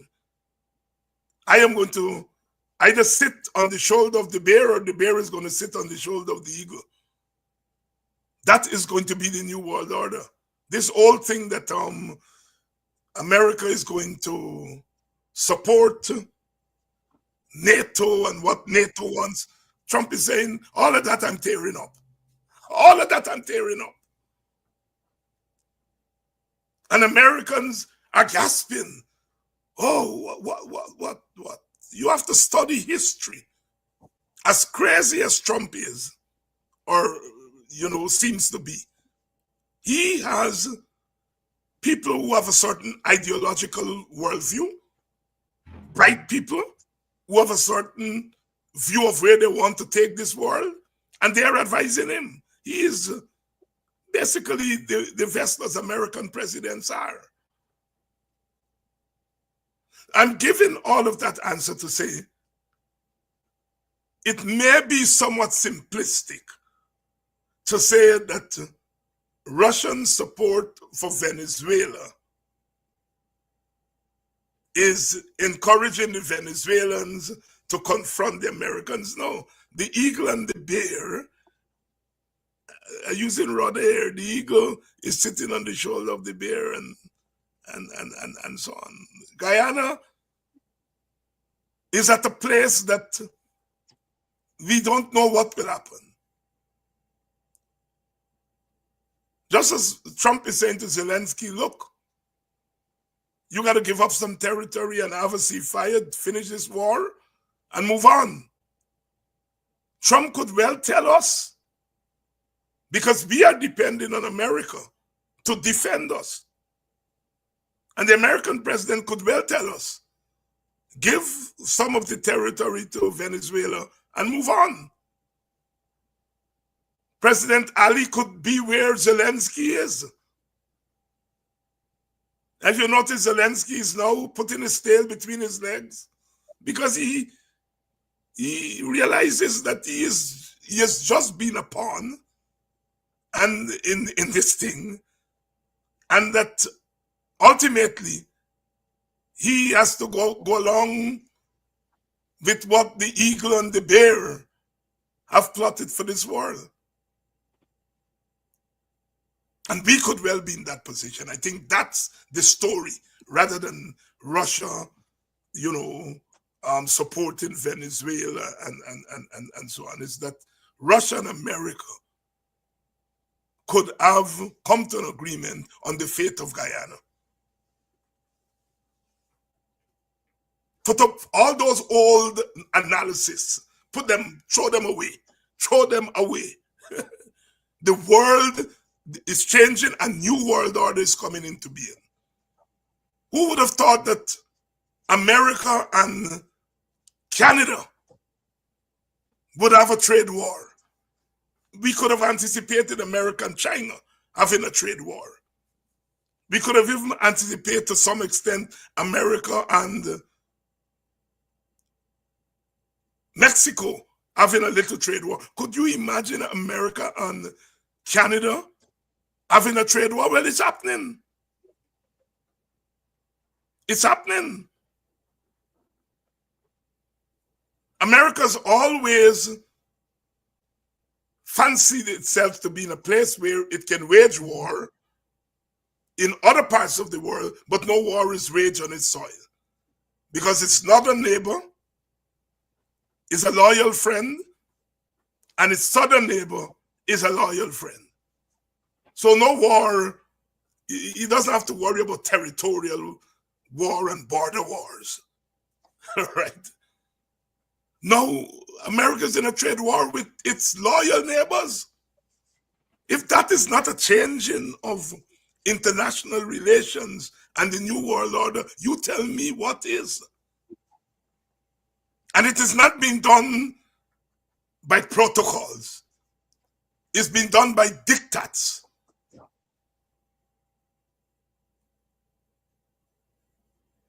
It's been done by diktats. The economists are telling us that the prices of certain items will go up 12 times, 13 times in America. Given, the way goods and services are traversing the borders between Canada and the United States, every time a truck take goods from America to assemble, let's say motor cars in Canada, the tariffs kick in. Then when the motor car is finished, the motor car comes back across the border, it is subject to another set of tariffs and so on. Motor cars, the price of motor cars will go up exponentially in America. Well, who cares? As far as the Trump administration is concerned, it says, well, you all have to feel some squeeze. So the old world order is unraveling. There's a new world order that is coming into being, and Guyana is in flux. We don't know what will happen with the Guyana-Venezuelan border issue, especially since Guyana has no agency. Guyana has no agency, as I analyzed before. I don't think the Guyana government cares about Guyana agency. So the matter of Guyana would be decided by external forces. The eagle on the shoulder of the bear, or is it the other way around?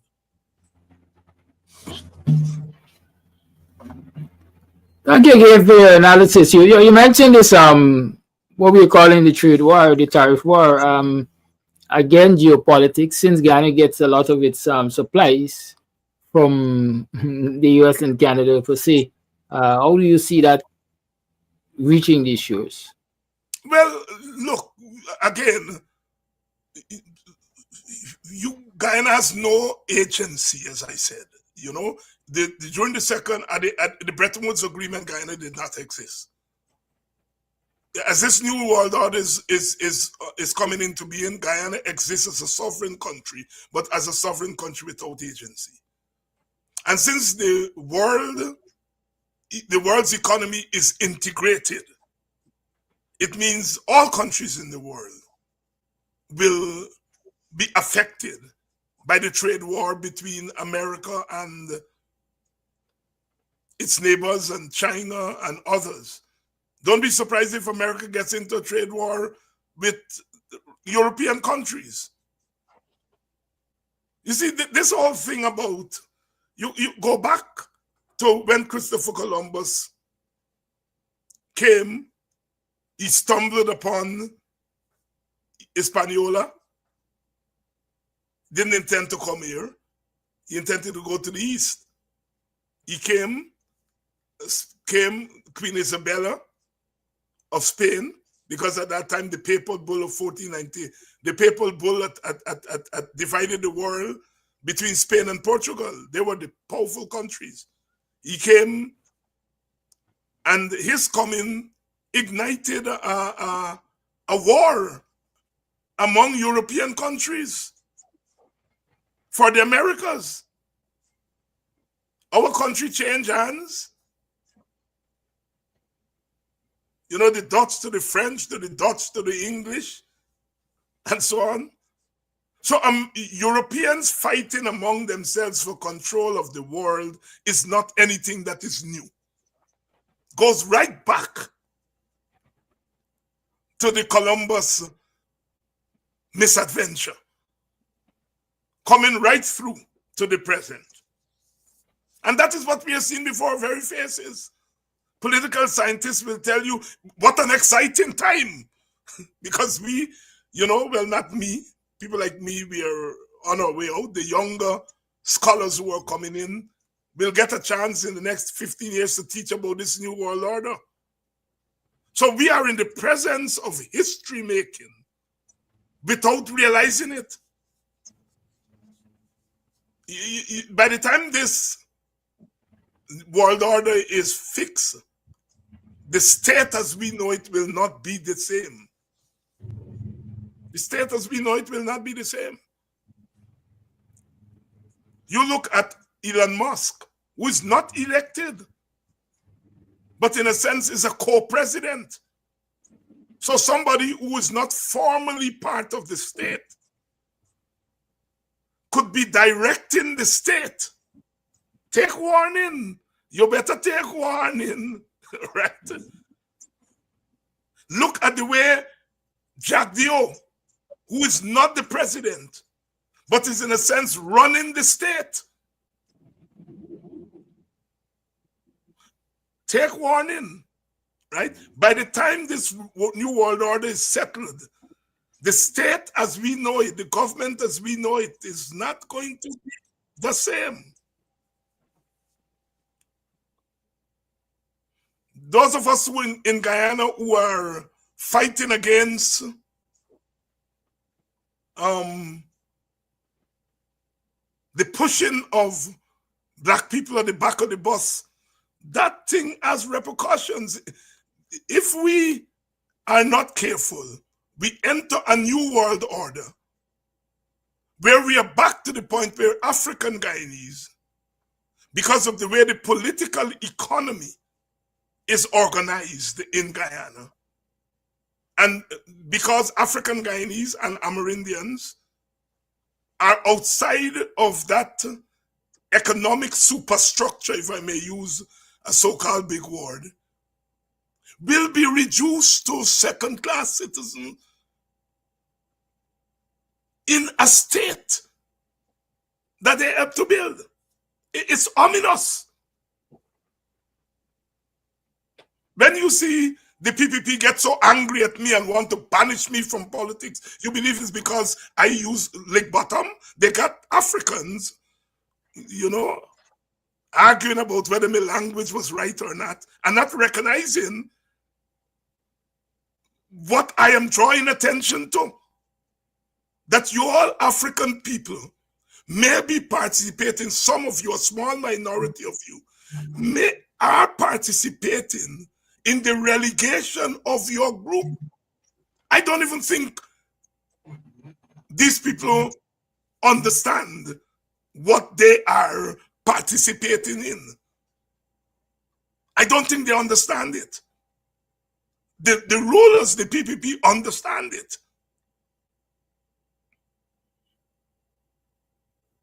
They understand it. So there are going to be consequences for groups of people. I saw a letter in yesterday paper in which an Indian man says that David Hines is not a racist. David Hines is a nationalist. Indian man said that. And he went on to say David Hines believes in people owning people. He's a dunce. He doesn't understand history. He knows something about the forms of history, but not the content of history. What he's referring to is the right to self-determination. He's saying David Hines believes in people owning people. What David Hines believes is in self-determination. That you have different groups living in a society, but each group retains the right to determine its own destiny. And he's calling it people owning people. And I forgive him because he clearly has an inkling of history without understanding the terms. You know?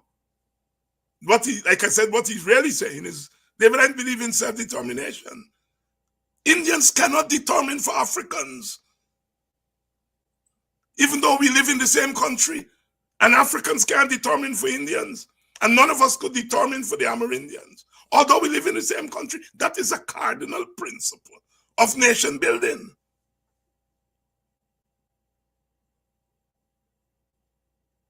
What we are seeing in Guyana is everybody wants to determine Portuguese, East Indian elites, Portuguese elites, want to determine for African Guyanese, because all of them see African Guyanese as the barrier to a commandist state and parastate in Guyana. We are there on the coast. We are in the army. We are in the public service. We are still in pivotal areas of the political economy. So if you're trying to transform the political economy into a commandist, dictatorial regime, you have to get past us. And since your people are not ready to go into the army, your people are not ready to go into the public service, your people are not ready to go into the police, then your strategy has to be to control the people who are in these critical areas of the economy. And your design is to do it under the name of so-called One Guyana, right? Oh, come on. All we're trying to do is to make us one Guyana. A one Guyana with you at the bottom. And so somebody like myself, who has been thinking about these issues, and so therefore, people like myself are able to anticipate what the PPP is up to. And since I am not bound by the protocols of the so-called tolerant democracy that Jagdeo talks about, I am prepared to break all the rules of that tolerant democracy because it doesn't exist. And Jagdeo knows that. And so when I make utterances that is going to resonate with African Guyanese, berserk. The rulers go berserk. That is what we saw in the last couple of weeks. The rulers went berserk. Not at some, the young people now calling LBA, at some LBA. They know that that is BS. What they're going berserk over is that I have peeped their cards. I am not bound by the rules that they are creating. I'm not bound ideologically, I'm not bound politically. And so therefore, I am a free agent.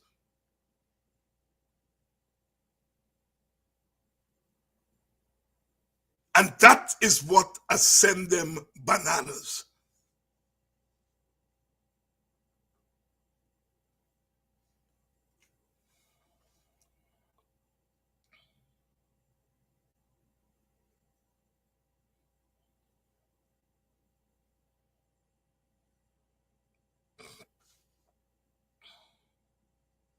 Thank you, Dr. Hines. Let me interrupt this very important discussion to inform you that Mays Primary School, or Mays Private School, is on fire. Just posted by Gordon Mosley about 4 minutes ago that Mays School is on fire, and so I would advise, if you have children down there, you have relatives down there, inquire about their safety and or you can get them out of the area. I got it's the main school, which is somewhere in the vicinity of Sheriff and right, because the annex is far away. Yeah. Right. But so please see what's happening over there.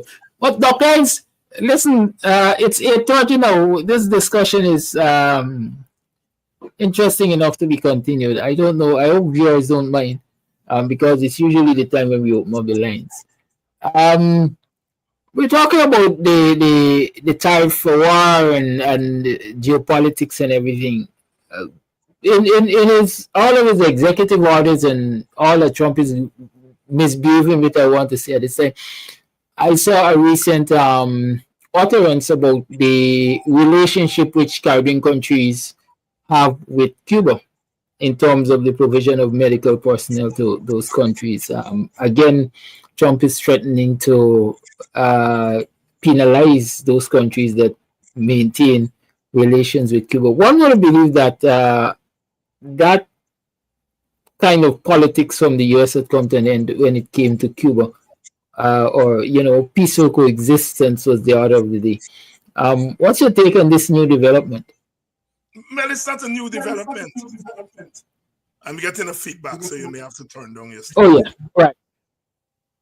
It's not a new development, my brother. There is a law in America called the Helms-Burton Act. And the Helms-Burton Act says that any government that does business with Cuba is subject to US sanctions. All right? So any third-party government that does business with Cuba is subject to sanctions. And all it's doing is widening it from trade, as we know it, economic trade, and widening the Helms-Burton Act now to include any relationship with Cuba. So it's not new. And one of the things we have to understand about how democracies work, certainly liberal democracy as we have known it since the end of the Second World War, is that its democratic form and the content of that democracy does not always line up with the beautiful form of what we see are the forms of democracy. But it's a very limited democracy that is confined to, periodic elections, and so on and so forth, and the so-called Bill of Rights, the right to free speech, etc., etc., etc. But as I said at the end of the Second World War, what the Bretton Woods Agreement did was to regulate the world. America is, on paper, perhaps the freest society in the world, but in terms of the spirit and sometimes the letter of its law, it's the most regulated society in the world. In Guyana, you can go and throw up a stand at the corner of the road and sell your stuff. Except if you're downtown Georgetown and in congested areas. But, at the corner of the road there in Buxton, you throw up your thing and you sell. Eventually, if the place gets congested, they'll come down on you. You can't do that in America. You have to get permission for almost anything. And in America, you're subject to different laws simultaneously. You're subject to federal law. You're subject to state law. You're subject to county law. You're subject to city law. And even what they call homeowners association got their own laws. So the average American is under 5 different regimes of law simultaneously. Is the most regulated society in the world. We don't think about it. We have a country in America. One party controls the executive. The same party controls both houses of the executive branch. The legislative branch. The same party has a built-in majority in the judicial branch. The same party has a majority of the governors, which means it controls a majority of the states. It controls a majority of the counties. What could be a more one-party regime than that? Yet, because when we think about one-party states, we put a face to it, Cuba, China. But America is right now a one-party state. And so the point I am making is democracy is a messy. We are living under democracy in Guyana. Jack Dio call it a tolerant democracy. A democracy in which he feels he can banish people out of the political process. So we have to be very, very careful about these terminologies, because what governments do is they hide behind the terminologies in order to wage war against opponents and against their own people.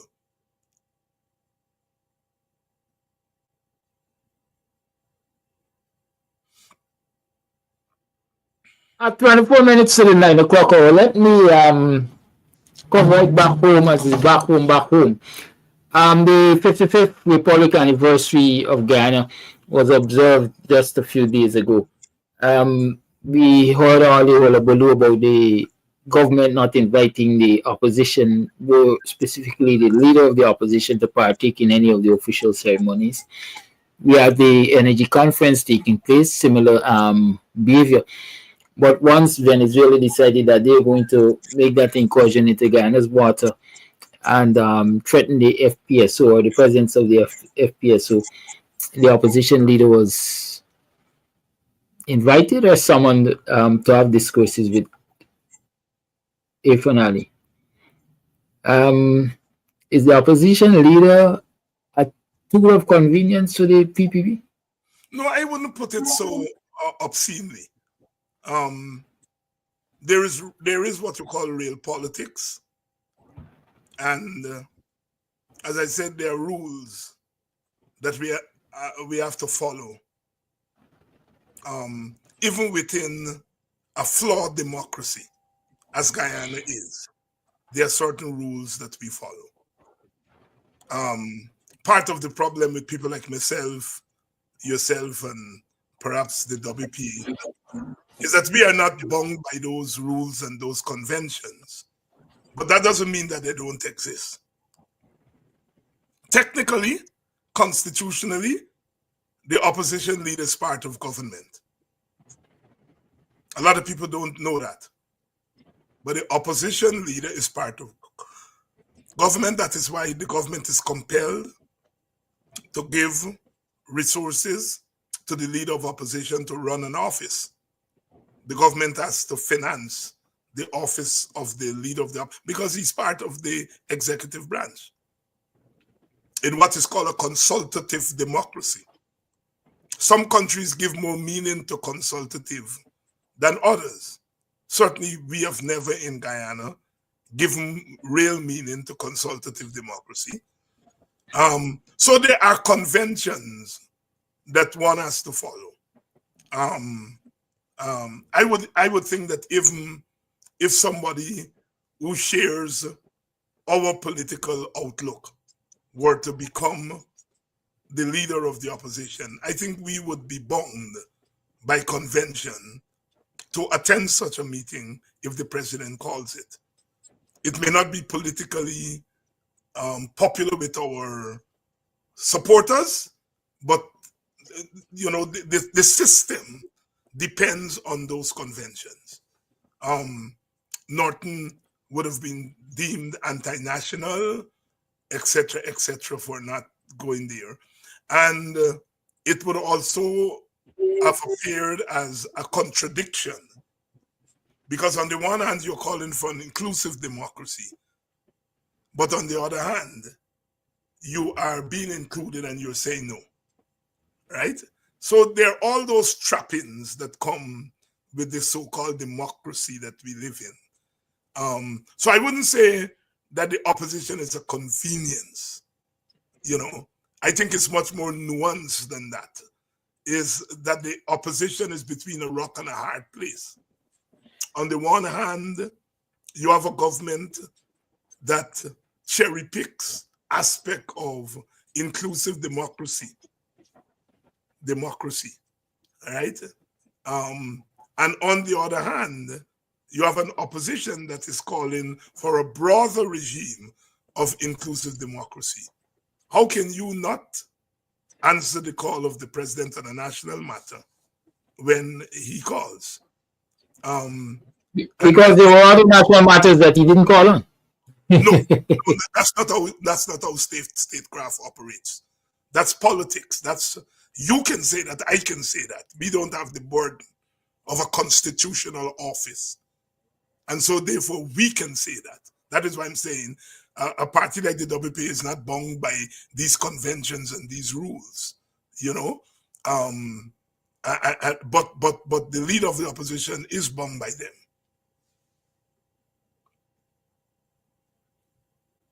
Okay, Dr. Hines, it's 19 minutes past the 8 o'clock hour on the 5th day of March in the year 2025. I am about to open up the lines. Anything you need to touch on before we go there? That's overkill if you ask me to touch on more. So the lines are open, viewers. You can now call and make your contributions. I know many of you are anxious to. I had a caller while Dr. Hines was online attempting to tell me to Dr. Hines' politics is old. So I cut him off. You can take the opportunity now to call if you want us to hear your ignorance. I invite you to do so.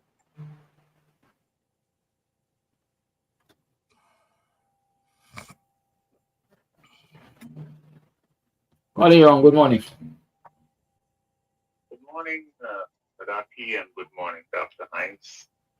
Good morning. Dr. Hines, I must express my gratitude to you for over the past few days how you're explaining politics and how you're explaining what is the difference between politics and racism and so on.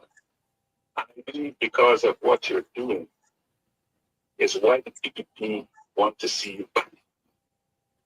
Because you're enlightening Guyanese about what really is all about, what is playing out. Is making people understand that, oh, this guy is not really a racial person. This guy is really a political scientist, or so to speak. Because you're enlightening people on both sides of the gap. Because they're feeling so threatened, with the coming of election. They feel that it might cause them to lose something, some numbers, and so on. That's just my view. But I want to talk about the PPP and this Venezuela thing, the mindset. The PPP are not serious about Venezuelan aggression. You all know it. Because they are using it to get a political advantage. That's how I see it. I'm taking it from this angle. It is known to the world that they are practicing an apartheid type government in there. So on the national issue, they want to show that we are united as a country and not an apartheid state. I'm not doubting that the PPP and Maduro are planning these maneuvers. They're doing drugs together. That's my view, right? They're trying to fool the world, which is impossible. In the army, there are political divisions. I am speaking of a fictional idea that I have. Let's see. What if the foreign investors are saying to the PPP that the country is divided on political and racial grounds, hence we will not invest in Guyana at this time? Then they go and they tell Maduro to stage an incursion so that we can get the opposition to come by and to show unity.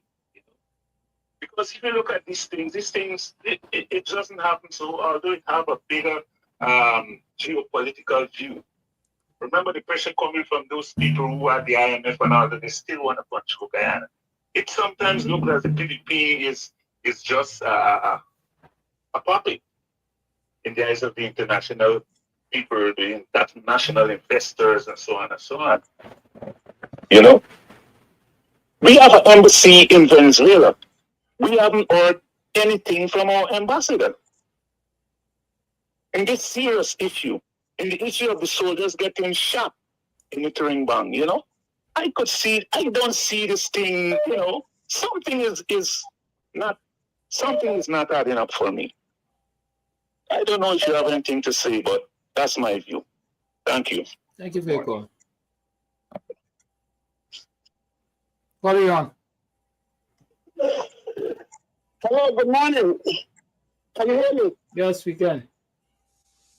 Thank you very much. Good morning, Mr. David. Good morning to all my other black brothers and sisters in Guyana. I'm talking direct to my big brother, Mr. David. Mr. David, your program Monday night, it makes Flash Garden dance with joy. It makes Flash Garden remember the word of God when David said, I was glad when they said, let us go into the house of the Lord. Let me stick a pin. Why David mentioned those words, Flash Garden? Because what he received, that blessing, and if he went in that building with 50 pounds, he leave with 25 pounds. Because he accepts the word of God. What's that father talking about? Can you remember when I put a question to you for this program? I said, would you agree with Flash Garden that when you guys go in office, when the government change, that you guys would put in place that all male, all citizens of Guyana, male, must serve the country because of the situation right now with our country and Venezuela, our neighbor. And I said, it is unfair. Are you guys still there? Yes. It is unfair for our young men and women to die alone. And it's unfair for our black parents to suffer and grieve for months and years for them loved ones. And whereby the wicked, corrupt people them enjoying the sweet of the country, the wealth of the country, and laugh. You said, Flash, like no, and you never give it a thought. And no, you have to see. But you have a chance to correct yourself. Now, I put a question to Mr. Niger Hughes before I put it to you. Same thing, same explanation. And Mr. Niger Hughes tell me no. And when he said no, I lose all respect for him. Why? Because when he said no, Flash Garden, I'm not agreeing with you, and I will not pass no law for East Kenyan people, for Cody people, for the army. Therefore, he tells Flash Garden, I could only speak for me. He don't care a damn if black people die in the army. He don't care a damn if parents, black parents have to suffer.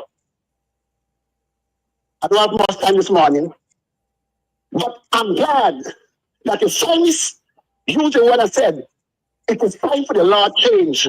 East Kenyan people, when you use the word East Kenyan people, must serve, got to serve. Cameroonian.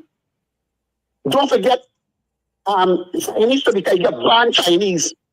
Don't forget Portuguese. And don't forget white people who born. You must serve the country. Thank you very much for your time. Thank you for your call. Have some voice notes. Let me get to them.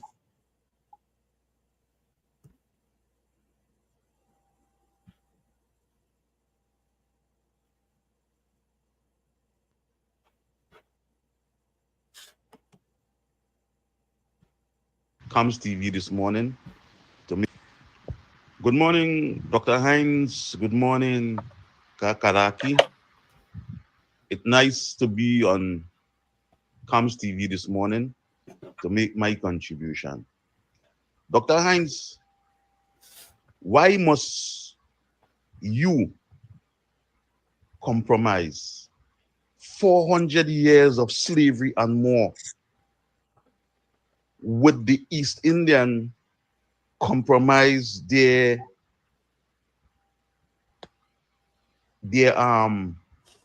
indentures history? No, they would not. Dr. Hines, I support your drive. And from my point of view, you and Kakaraki is the only two Guyanese activists that I know of that really pushing a black consciousness, and that is so good. But they realize that you're trying to open African people eyes. So that is what they displeased about. But I want you to explain a song, Dr. Hines. Explain, I have a song that is sung a couple years ago. The name of that song is The Table is Turning. And when you look at things right now in Guyana, Dr. Hines, the table is turning. I mentioned this on Kakaraki show as we step over into the new year. And you're seeing things unfolding, things unfolding. At one time, a lot of people was vexed with Norton and Hines and Dr. Hines. Everybody, a lot of people was vexed because then they find that the African we're not coming to some sort of a unity to make a conclusion, but things looking good for the Africa now and things looking bad for the PPP.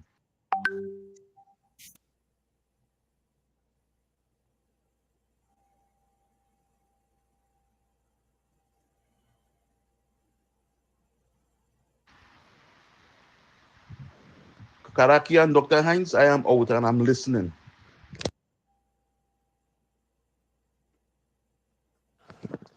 Good morning to one and all. I am 100% agree with Flash Garden that every Guyanese male should serve the army for whatever number the government want to add to it. But at the same time, Flash Garden have to advocate for every overseas Guyanese, despite of your age, must come back and serve the government too. So Flash Garden has to be a part of that. If he can advocate for that, I am in 100% in agreement with him. But don't say Guyanese alone. Say overseas Guyanese have to come back and serve the government too. I thank you. Usually allow people to have their opinions and so on. This is one opinion I disagree with because anyhow, let me don't say more. Overseas Guyanese are overseas Guyanese. Overseas Guyanese don't enjoy the benefits of Guyana for the greater part. Nevertheless, Israel has a similar policy. Yeah? So the call is not way out left field. But all Jews, because of course it's a Jewish state.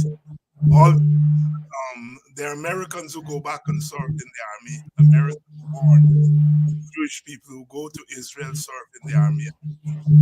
I'm not saying that I agree with the caller, but I'm just saying. What's the relationship between the Jewish state and the Jewish in America? No.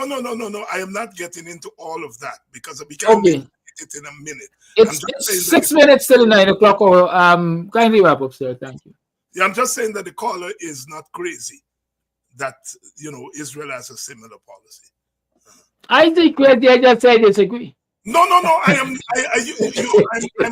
acknowledging your right to disagree, and I'm saying that I am not sure that I myself am totally in agreement with the caller.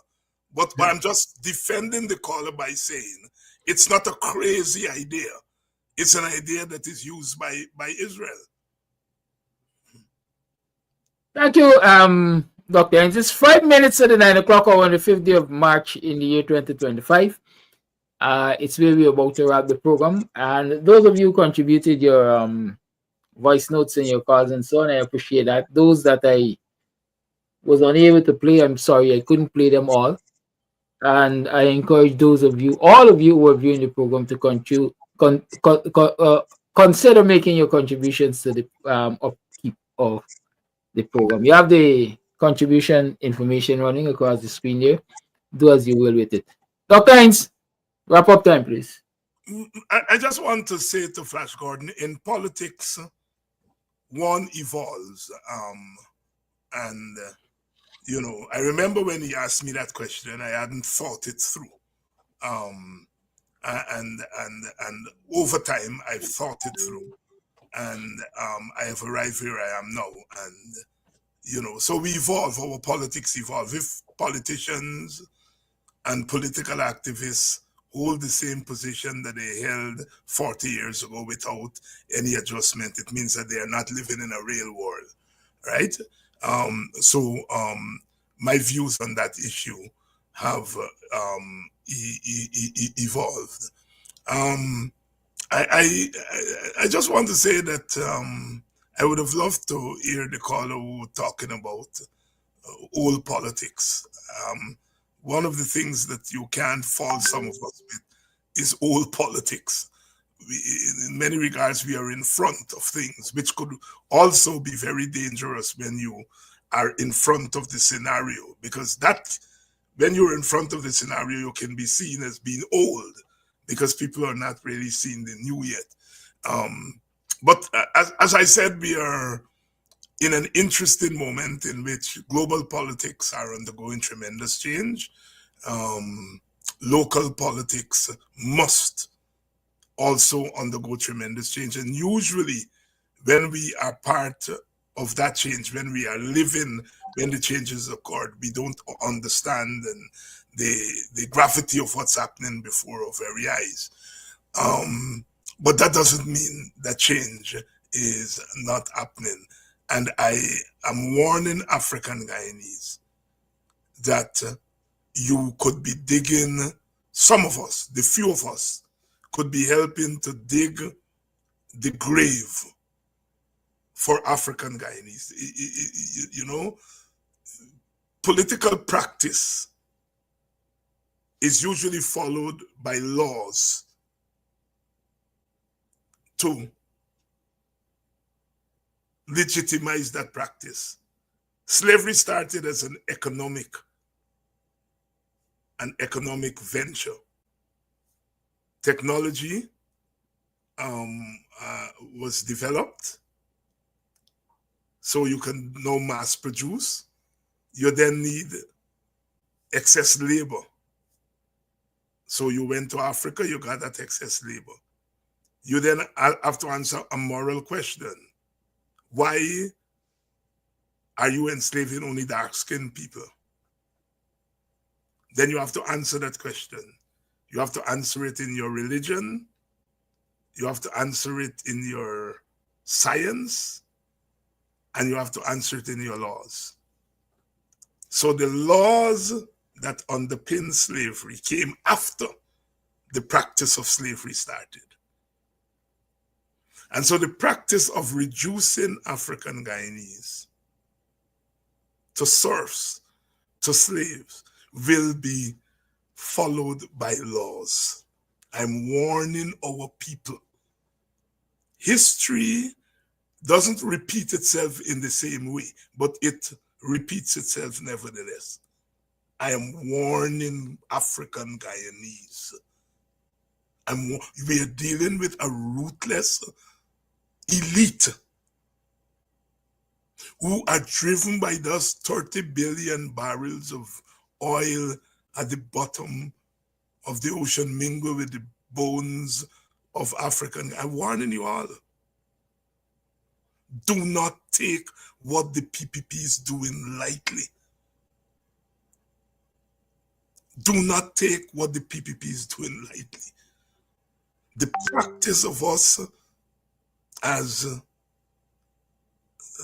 being a second class will be followed by laws. That trial that is going on there with the election workers accusing them of electoral fraud. In the old days of the bad days of the Soviet Union, they used to have these, what they call show trials. That is what you are seeing there. Those show trials to show that Africans are not worthy of living in a democratic system, that we are naturally cheaters. And we are asking the court to make that pronouncement. And if the court were to find those people guilty, it will be followed by laws. Well, we already have laws since the PPP came to power, ostensibly to make it illegal to rig elections. Those laws don't talk about the people who are responsible for the missing documents in 48 boxes. Those laws don't talk about the people who voted when they were not in the country. That is why they don't want biometrics, because if you agree to biometrics, you're admitting that there were people in 2020 who voted who were not in the country. So the PPP is covering the tracks of its rigging while putting on the show trial to show that the African cannot exist in a state of freedom. I'm warning you all African Guyanese. This thing is serious. The practice is going to be followed by law. So, you all got to get busy. You all got to get busy. Don't let it tie you all up in discussing language. This is not about language.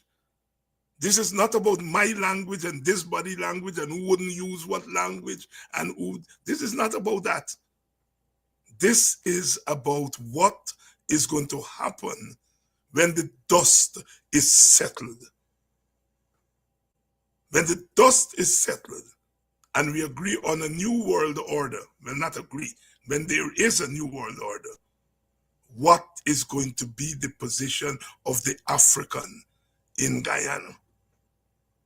All right? Take warning. Again. Thank you again, Dr. Hines. Thank you, viewers, for tuning in. Do have a pleasant rest of the day. And I'll see you tomorrow with Winston Jordan on the economy.